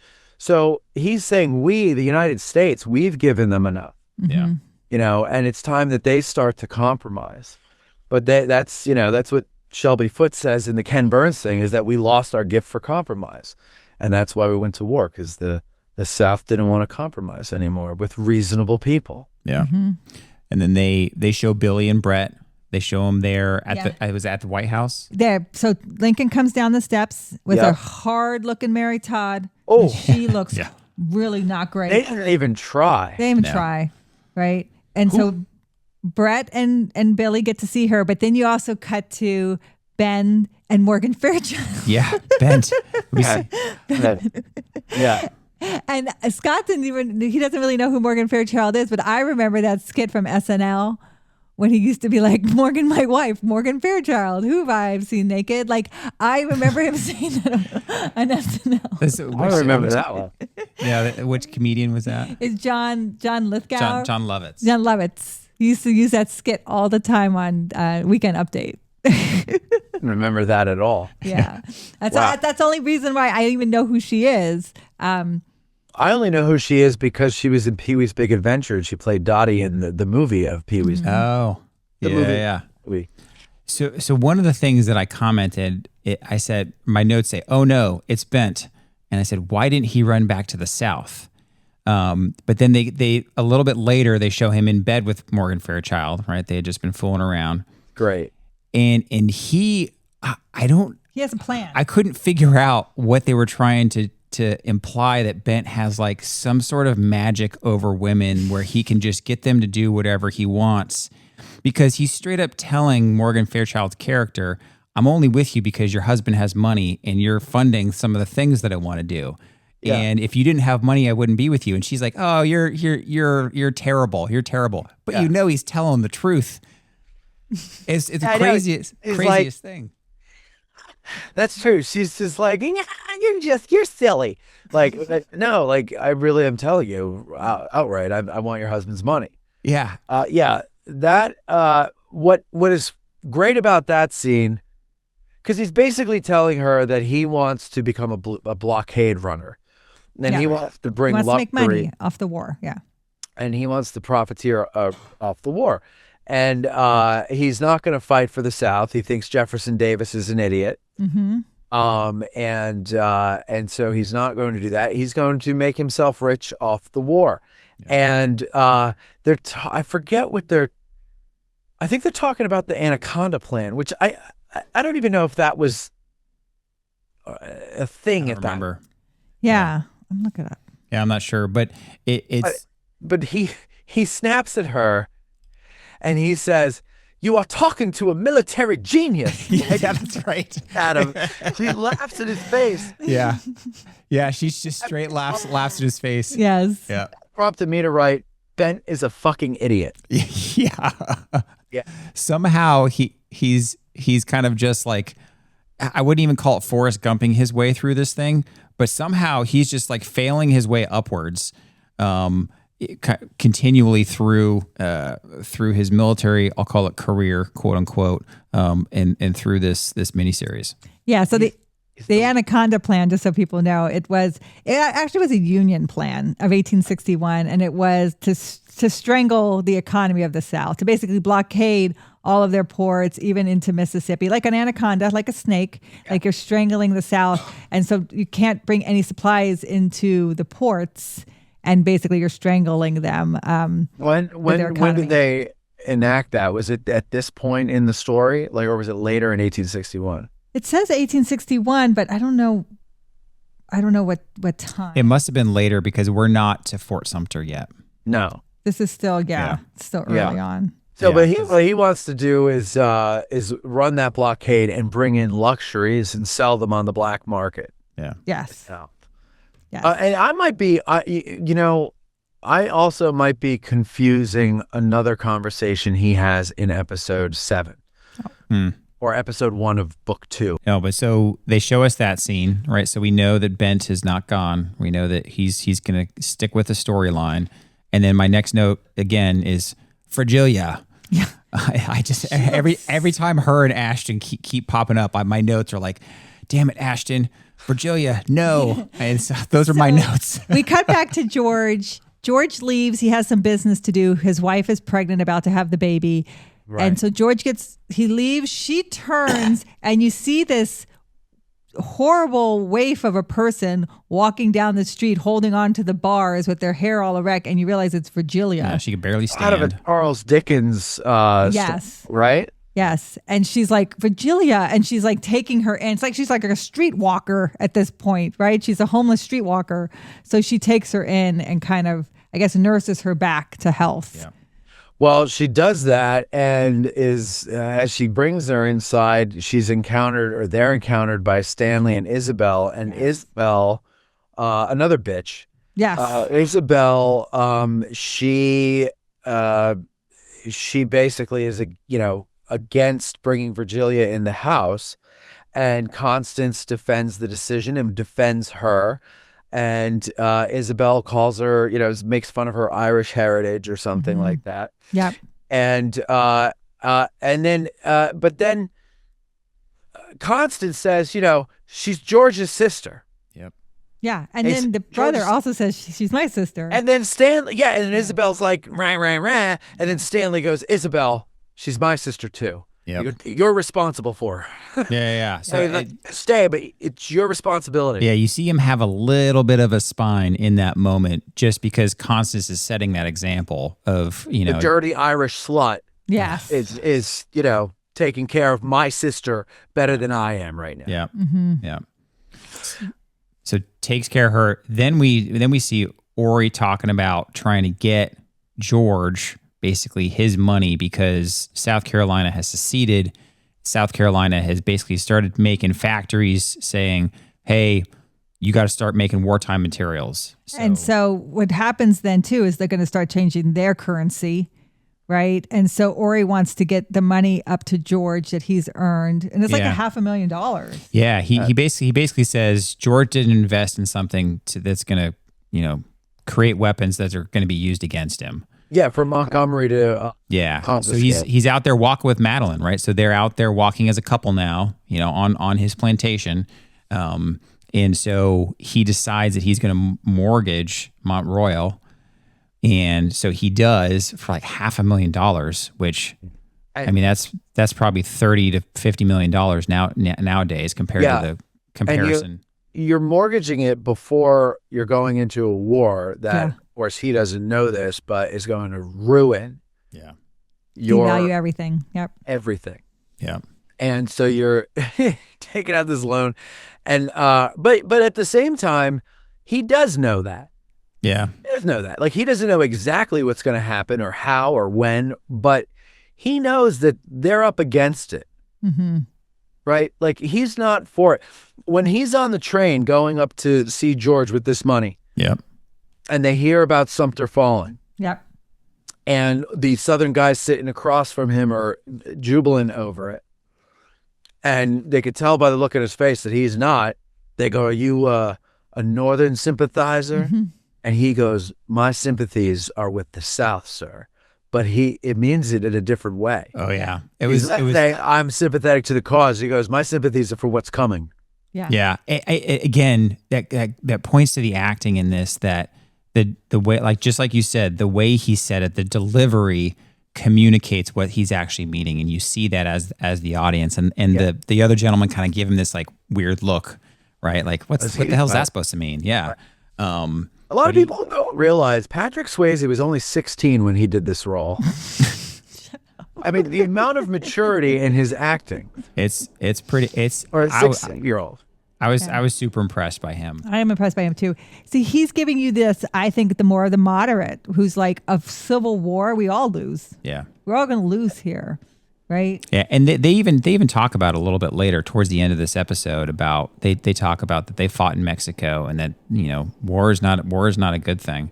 So he gets up there to Philadelphia. He makes it up to see George. He has to like disguise himself as a Northern sympathizer. There's some people that say like, hey, you might want to just keep your mouth shut because that Southern accent's going to get you in trouble, up here. Yeah, and they're from South Carolina too, and they give him a little ribbon to show. See, even back then they had AIDS ribbons. Yeah. So he comes up to see George and shows up and pops open this little suitcase with $500,000 in it. And it only looked like 30,000. Yeah. But then my next note, Fragilia. Yeah. Right. She's better. She's better now. She's better. and this actual note actually says, "Damn it, Fragilia." So this, I think, Fort Sumter. Now that's like just actually we see Fort Sumter happen April 12th. Yeah. 1861. So that's just happened, and tensions are high, and she knows they're out. The tensions are high. People are looking out there for Southern sympathizers. So she rallies a lynch mob. Yeah. She goes and rallies. She gets one of the servants. And she says, "Hey, don't ask me silly questions. Just go to this pub or whatever. Go to this, wherever she tells her to go, and tell them what I told you. Say exactly what I told you." Which you would think the servants would be like, "Don't do anything that crazy girl says. I know. She's nuts." And we just took her in. Yeah, I was thinking the same thing. I'd go, are these certain? Okay, Virgilia, and shut the door and walk away. Yeah.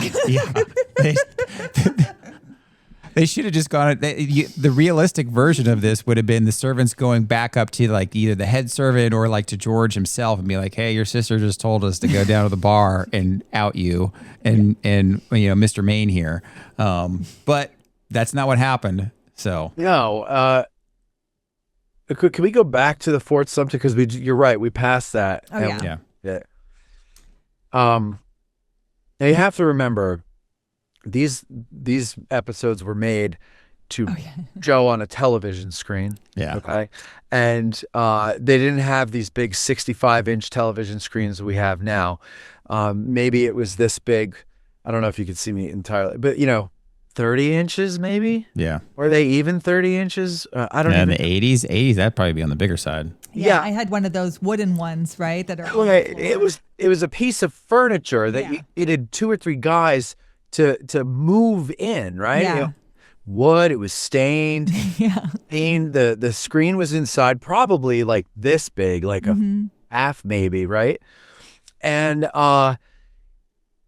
it was, I don't know when they stopped using tubes, but I think it was still tube. No, I don't think it was tubes by that point. But anyway, the point is, it was not a big screen, and the fidelity was not great. Yeah. You got to remember, folks.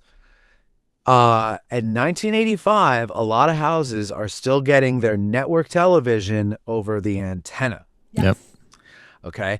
Cable still had that. So if you had cable, which we did and my grandparents did, so if you had cable, it was maybe a little better, but the screen itself was limited. Okay. Okay. I only say that because when you watch this Fort Sumter scene on a 65-inch high-definition television, you realize that they're using miniatures and they're using camera tricks to make the miniature look larger. Yeah. And they're using slowed-down footage of small, tiny little firecracker-type explosives. Yeah. I noticed that. Fort Sumter, and it's terrible. Yeah. It is absolutely awful, but again, it made me nostalgic for that time when I, 7 years old. I didn't know to me, I was like, oh, this is so cool. Yeah. No, some other thing was, Yeah, they show that, right? Start of the Civil War. Yeah, right. So April 12th. that's the match that lit the flame that started the forest fire. Then my damn it Virgilia note comes in. Because she comes in and like the crazy person she is, she can think of nothing in this world that she has to do other than target Orry Main, who's in her household, delivering $500,000 to her family. Bit that she's gonna suck the teat of. Oh my Yeah, god! she's gonna steal half of this crap. Yeah. Like So like you said, the lynching mob shows up. they start throwing rocks in the windows. Yeah. And at first, George tells Orry, go out the back door. But then George realizes we've got to make a stance. We got to take a stance here. Probably at the back door too. They're probably at the back door too. So they both grab rifles. They both go out, stand on the porch. What? They both grab double-barrel shotguns. Oh, so yes, double-barrel shotguns. And they both stand on the porch. I liked shoulder to shoulder, basically. Yeah. Right? And they basically... Did you like the corny Hollywood line when they're loading up? Yeah. Back to doing battle again or something. Yeah. Something like that. It was like back battle. I should have written it down. I should have written it down too. Yeah. But they grabbed the shot, which, by the way, I thought was cool. George had hidden in the wall behind a panel. Like a hidden panel closet. Mm-hmm. Yeah. Like, imagine that. Like, you have it right in your foyer. But I guess it's just for such a moment like this. Yep. You know. So they talk the mob down. That they do the classic, hey, first person to move gets shot, right? And he even calls him out. George says, hey, this is an old Army tradition. Like the person that says charge has to charge first, and he's pointing his gun right at the guy who said that. And so essentially everybody backs down. And he's like, and you know me, and this is someone I've served with. He also served our country. Yep. We're here together. We both fought for the United States. I'm not going to let you kill this guy. So here we go. Well, I don't understand though, since Orry is clearly conflicted by the whole thing, and he is a moderate, and the actual line on the train is, my deepest sympathy is for the South, sir. Yeah. Which is what you say to somebody when their relative has died. Yeah, my deepest sympathies.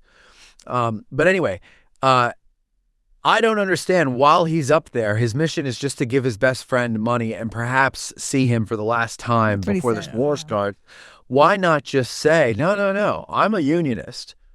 Who the fuck cares? It's not like he has Facebook and then people can go check his Facebook feed and say, oh, look, you're very much pro-South and pro-secession. It's like, no, I'm a unionist. Like, I fought for this country, God damn it, and this is my best friend. It's like, just to save your own life. Yeah. No, that's a good point. That's something that he could have done. Now, Orry being the family honor kind of person, right?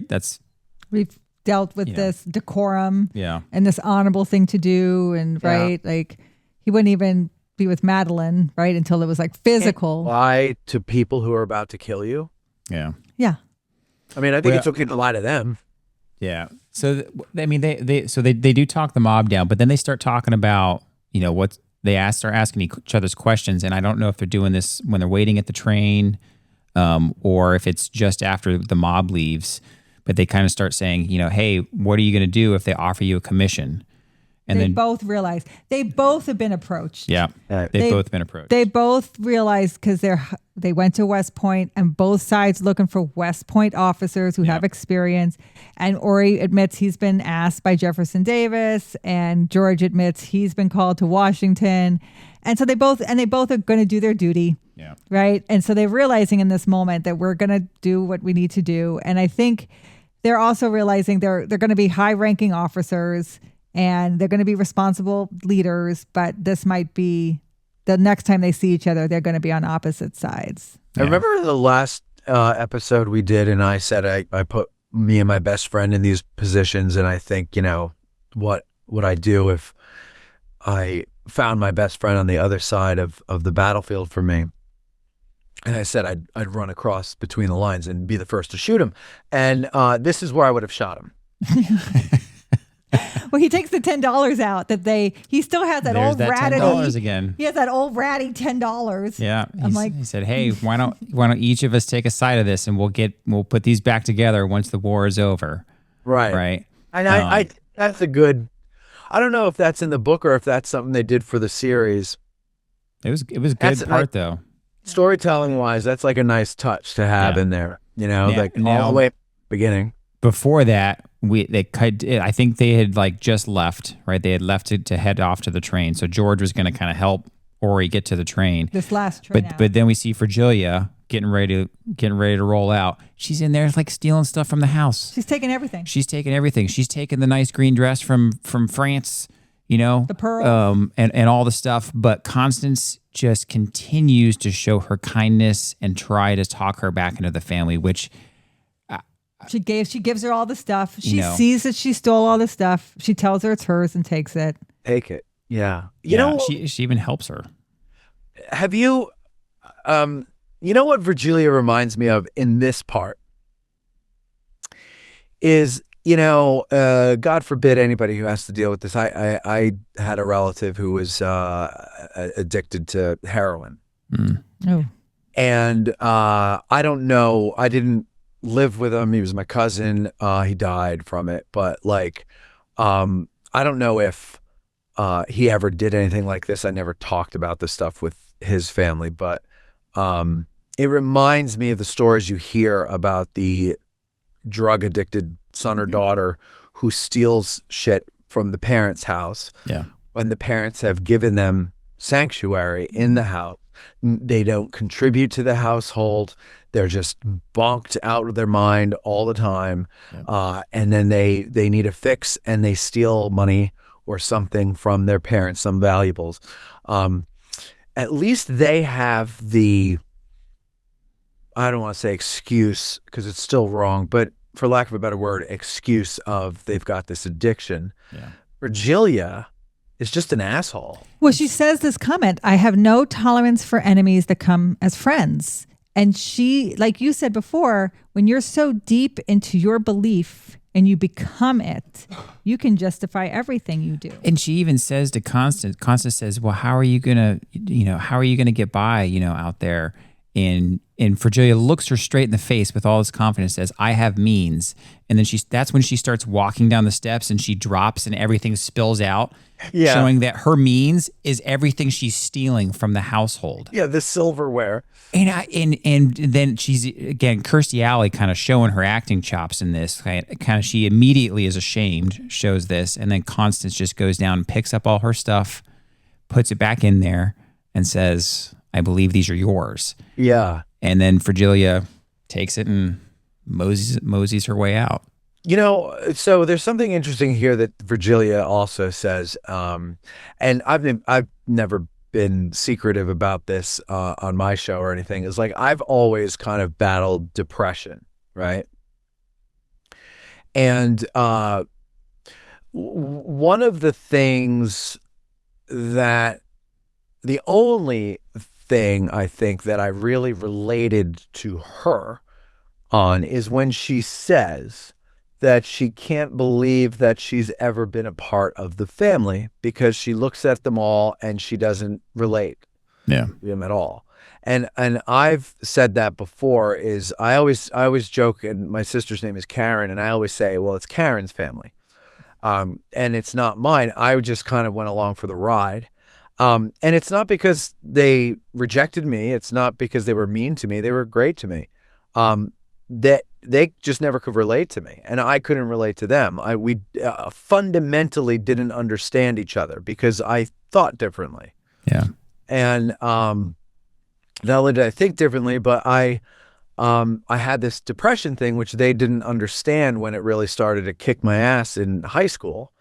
And I didn't understand. I didn't have the words to express what I was feeling or thinking or whatever.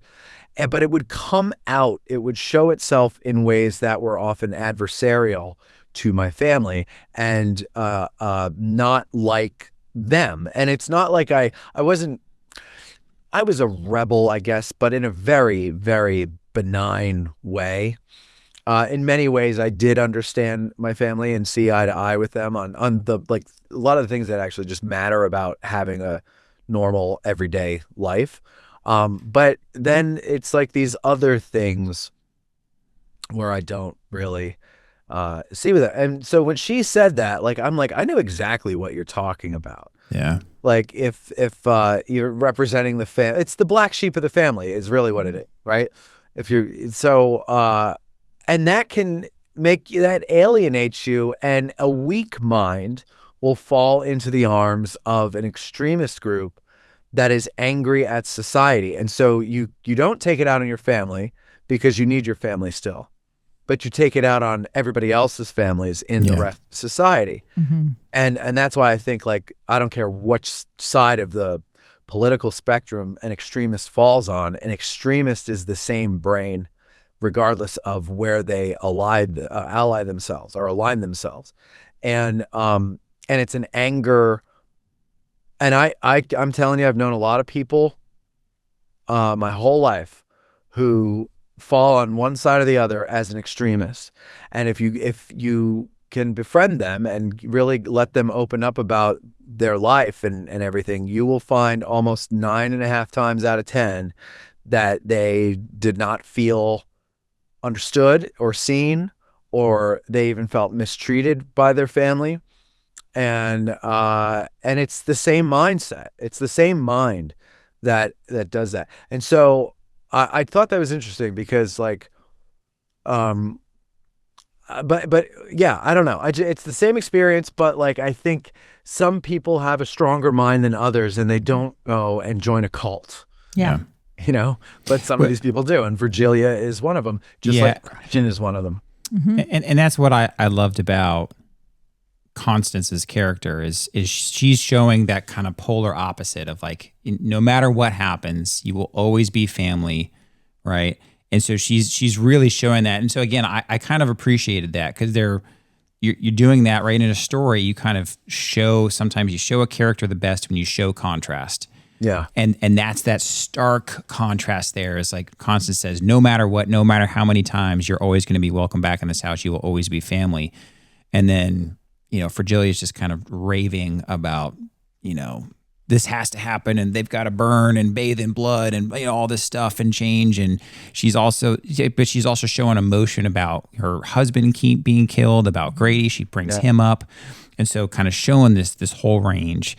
Right. And then all of this leads into the train station with Orry and George basically saying, You'll always be family. You're always going to be family. And they're kind of saying what they think may be their final goodbye to each other at this train station. And I thought it was kind of neat how they stopped the train. Right. We commented that on a couple episodes ago. They stopped the train just by kind of raising the flag or turning the light on or whatever it was. Right. And the soldier says, "Why did you guys stop this train?" He's like, "Well, I'm George Hazard of Hazard Iron. I built those cannons, and you know, this gentleman here is on a special mission, right? So he lies to get Orry onto a train so he can get out of town."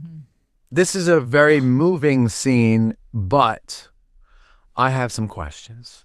Yeah. Would a military train stop at a non-scheduled stop because somebody raised the flag? No. Probably not. Now, during that time, you think about it, it's like the first day of the war. If it's a passenger train that happens to be loaded with military weapons, maybe. If it's a military train, different. But if it's a passenger train that they happen to load military weapons on. The one thing I will say that is semi-believable about that, and I've seen this in the military, is when you're shifting modes, you tend to kind of have your old habits from the previous mode. You're going from peacetime to kind of wartime. You're like, oh, you know what? We always stop. We should stop. Give it another year. They won't stop. Okay, that's fair. I agree. It takes a while for us to wake up that things have changed. Okay, so that was my first question. My second question is, George is lying basically to get him home. This military guy to get an enemy home. Yeah. So I don't know. Would they take? I don't know. But like what you're saying is, if it is a passenger train that has some military assets on it, and being that it's very early and it's not, I mean, it is war, I guess. But like, yeah, maybe they would let it go. I don't know. I agree with that. I could see that. But then as he's about to get on the train, he takes that makeshift ribbon that the South Carolina lady gave Orry off of him and gives him the actual Yeah, he says, cockade. might as well wear the real one. Yeah. Yeah. Yeah, we'll have the real one here as protection for her Orry. And then big hug. Yeah. I think the music comes on the loudest it's ever been. It drowns out everything. The music, they cranked it up to 11. Yep. And it gives you a chill. I guess if you're a little weaker, you might cry, but you get a little chill from that. I did, and you see the train. It's just a long pan of watching the train go. And they stay on that shot for a long time. When he goes off into the darkness, into the woods, and no, it's a beautiful ending. It's really, if you're going with the schlockiness, and you can, get rid of the way it makes you want to vomit. It is a beautiful ending. It is certainly melodrama. And it's, life at a poetic level. But you can't tell me that two real people in that situation wouldn't feel that hug and wouldn't give that hug 100%. And wouldn't want to protect it and wouldn't in their mind probably be playing some kind of swelling orchestral music. Yeah. Right? Yeah. I mean, for me, it's usually like Inagata Davida or something, but like it might be something pretty for somebody else. And I think you would stand there for a while. I think you would watch the train go, because I think you would wonder, when am I going to see them again? Right? And your entire relationship with that person would flash before your eyes. Yeah. Mm-hmm. And you want to remember that moment, because it could end up being the other end, the sealed off end of the time capsule that is your time with that person. Yeah. And you're going into, the train is going off into not only the darkness, but it's being swallowed up by the woods. Yep. And he's going off into uncertainty. We can't see where that train is going. Mm-hmm. And so, like, symbolically for George, my best friend is going off, and I'm staying here, but both of us are heading into the darkness of uncertainty that war brings. Yeah. That fog of war. And it's sad. It's a sad thing. It's tragic. Yeah. And they're both war veterans. So it's not like they don't know what's about to happen here. Right? Right.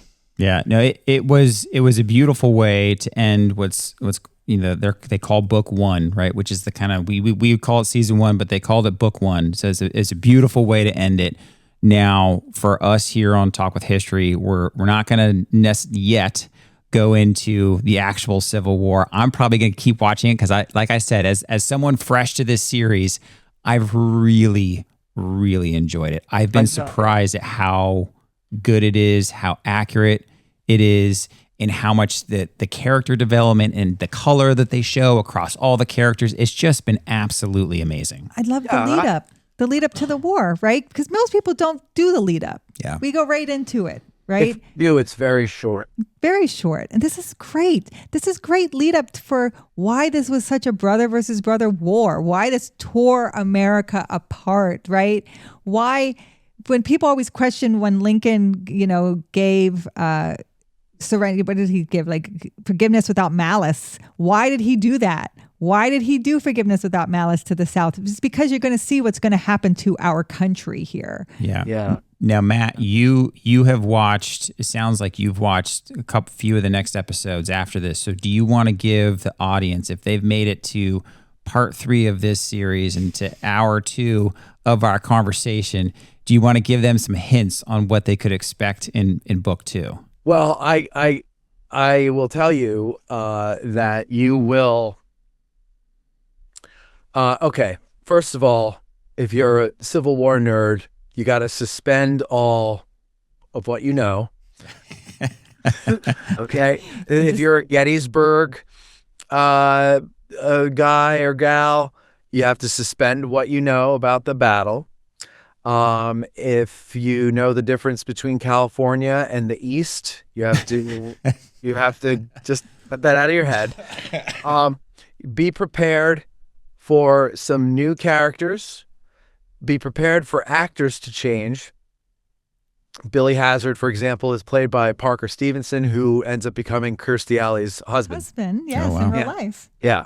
So that's one example there. Also, Isabel.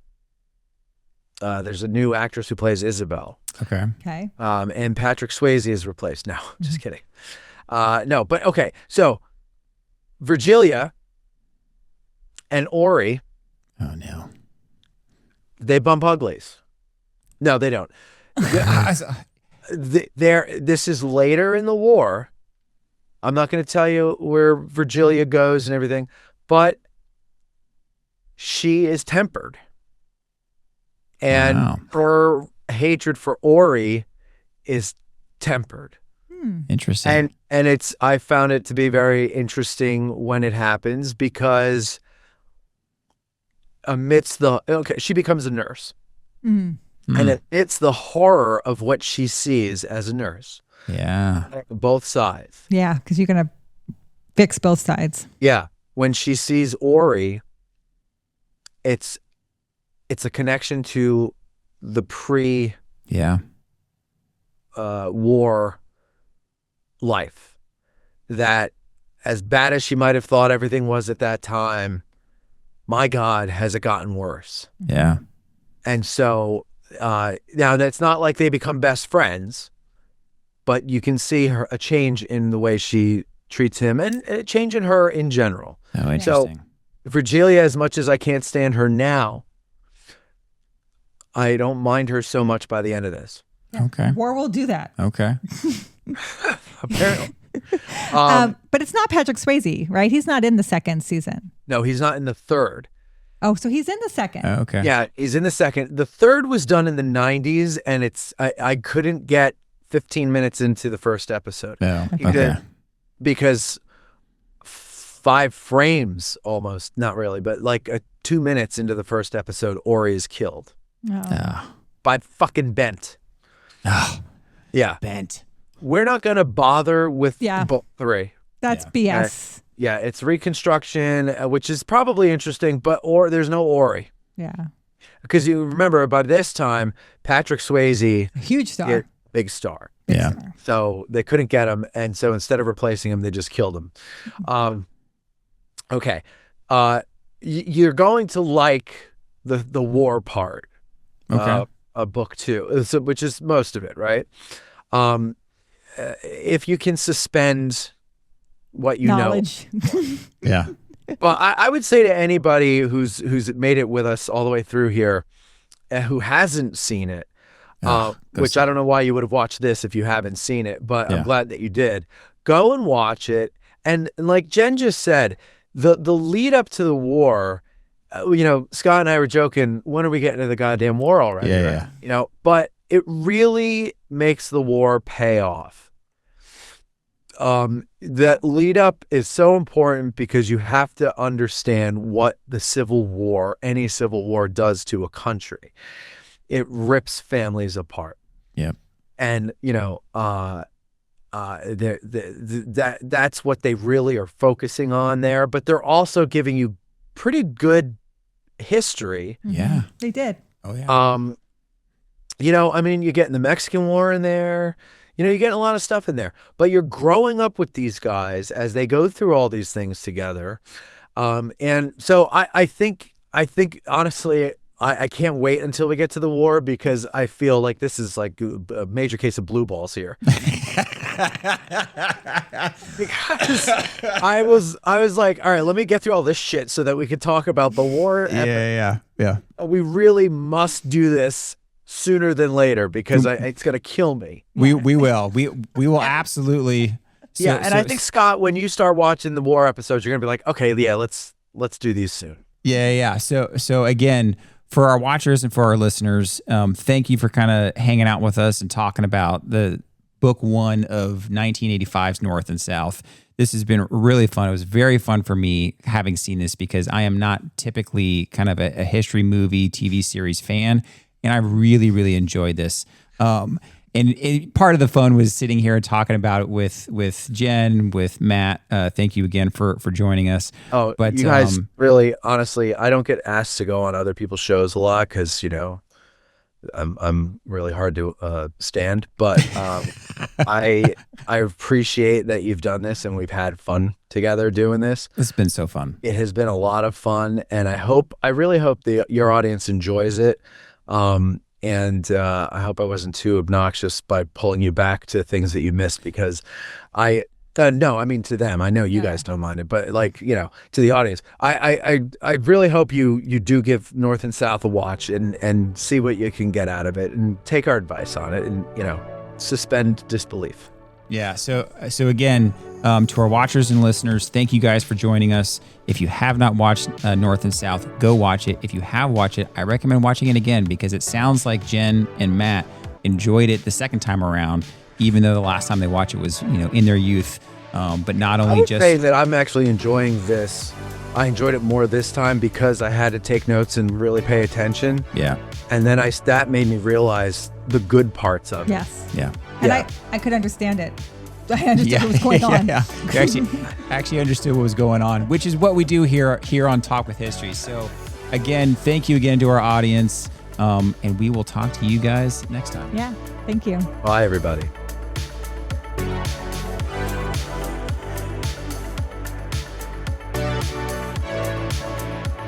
This has been a Walk with History production. Walk with History is created and hosted by me, Scott Benny. Episode researched by Jennifer Benny. Check out the show notes for links and references mentioned in this episode. Talk with History is supported by our community at thehistoryroadtrip.com. Our eternal thanks go out to our lifetime members to help keep us going. Thank you to Doug Liberty, Larry Myers, Patrick Benny, Hale Cooper, Christy Coates, Calvin Gifford, Courtney Sanini, Gene Miller, Larry Mitchell, Tommy Anderson, Susan Sulis, Bruce Lynch, Dino Garner, Mark Barrett, Don Kennedy, and John Simpson. Make sure you hit that follow button in that podcast player, and we'll talk to you next time.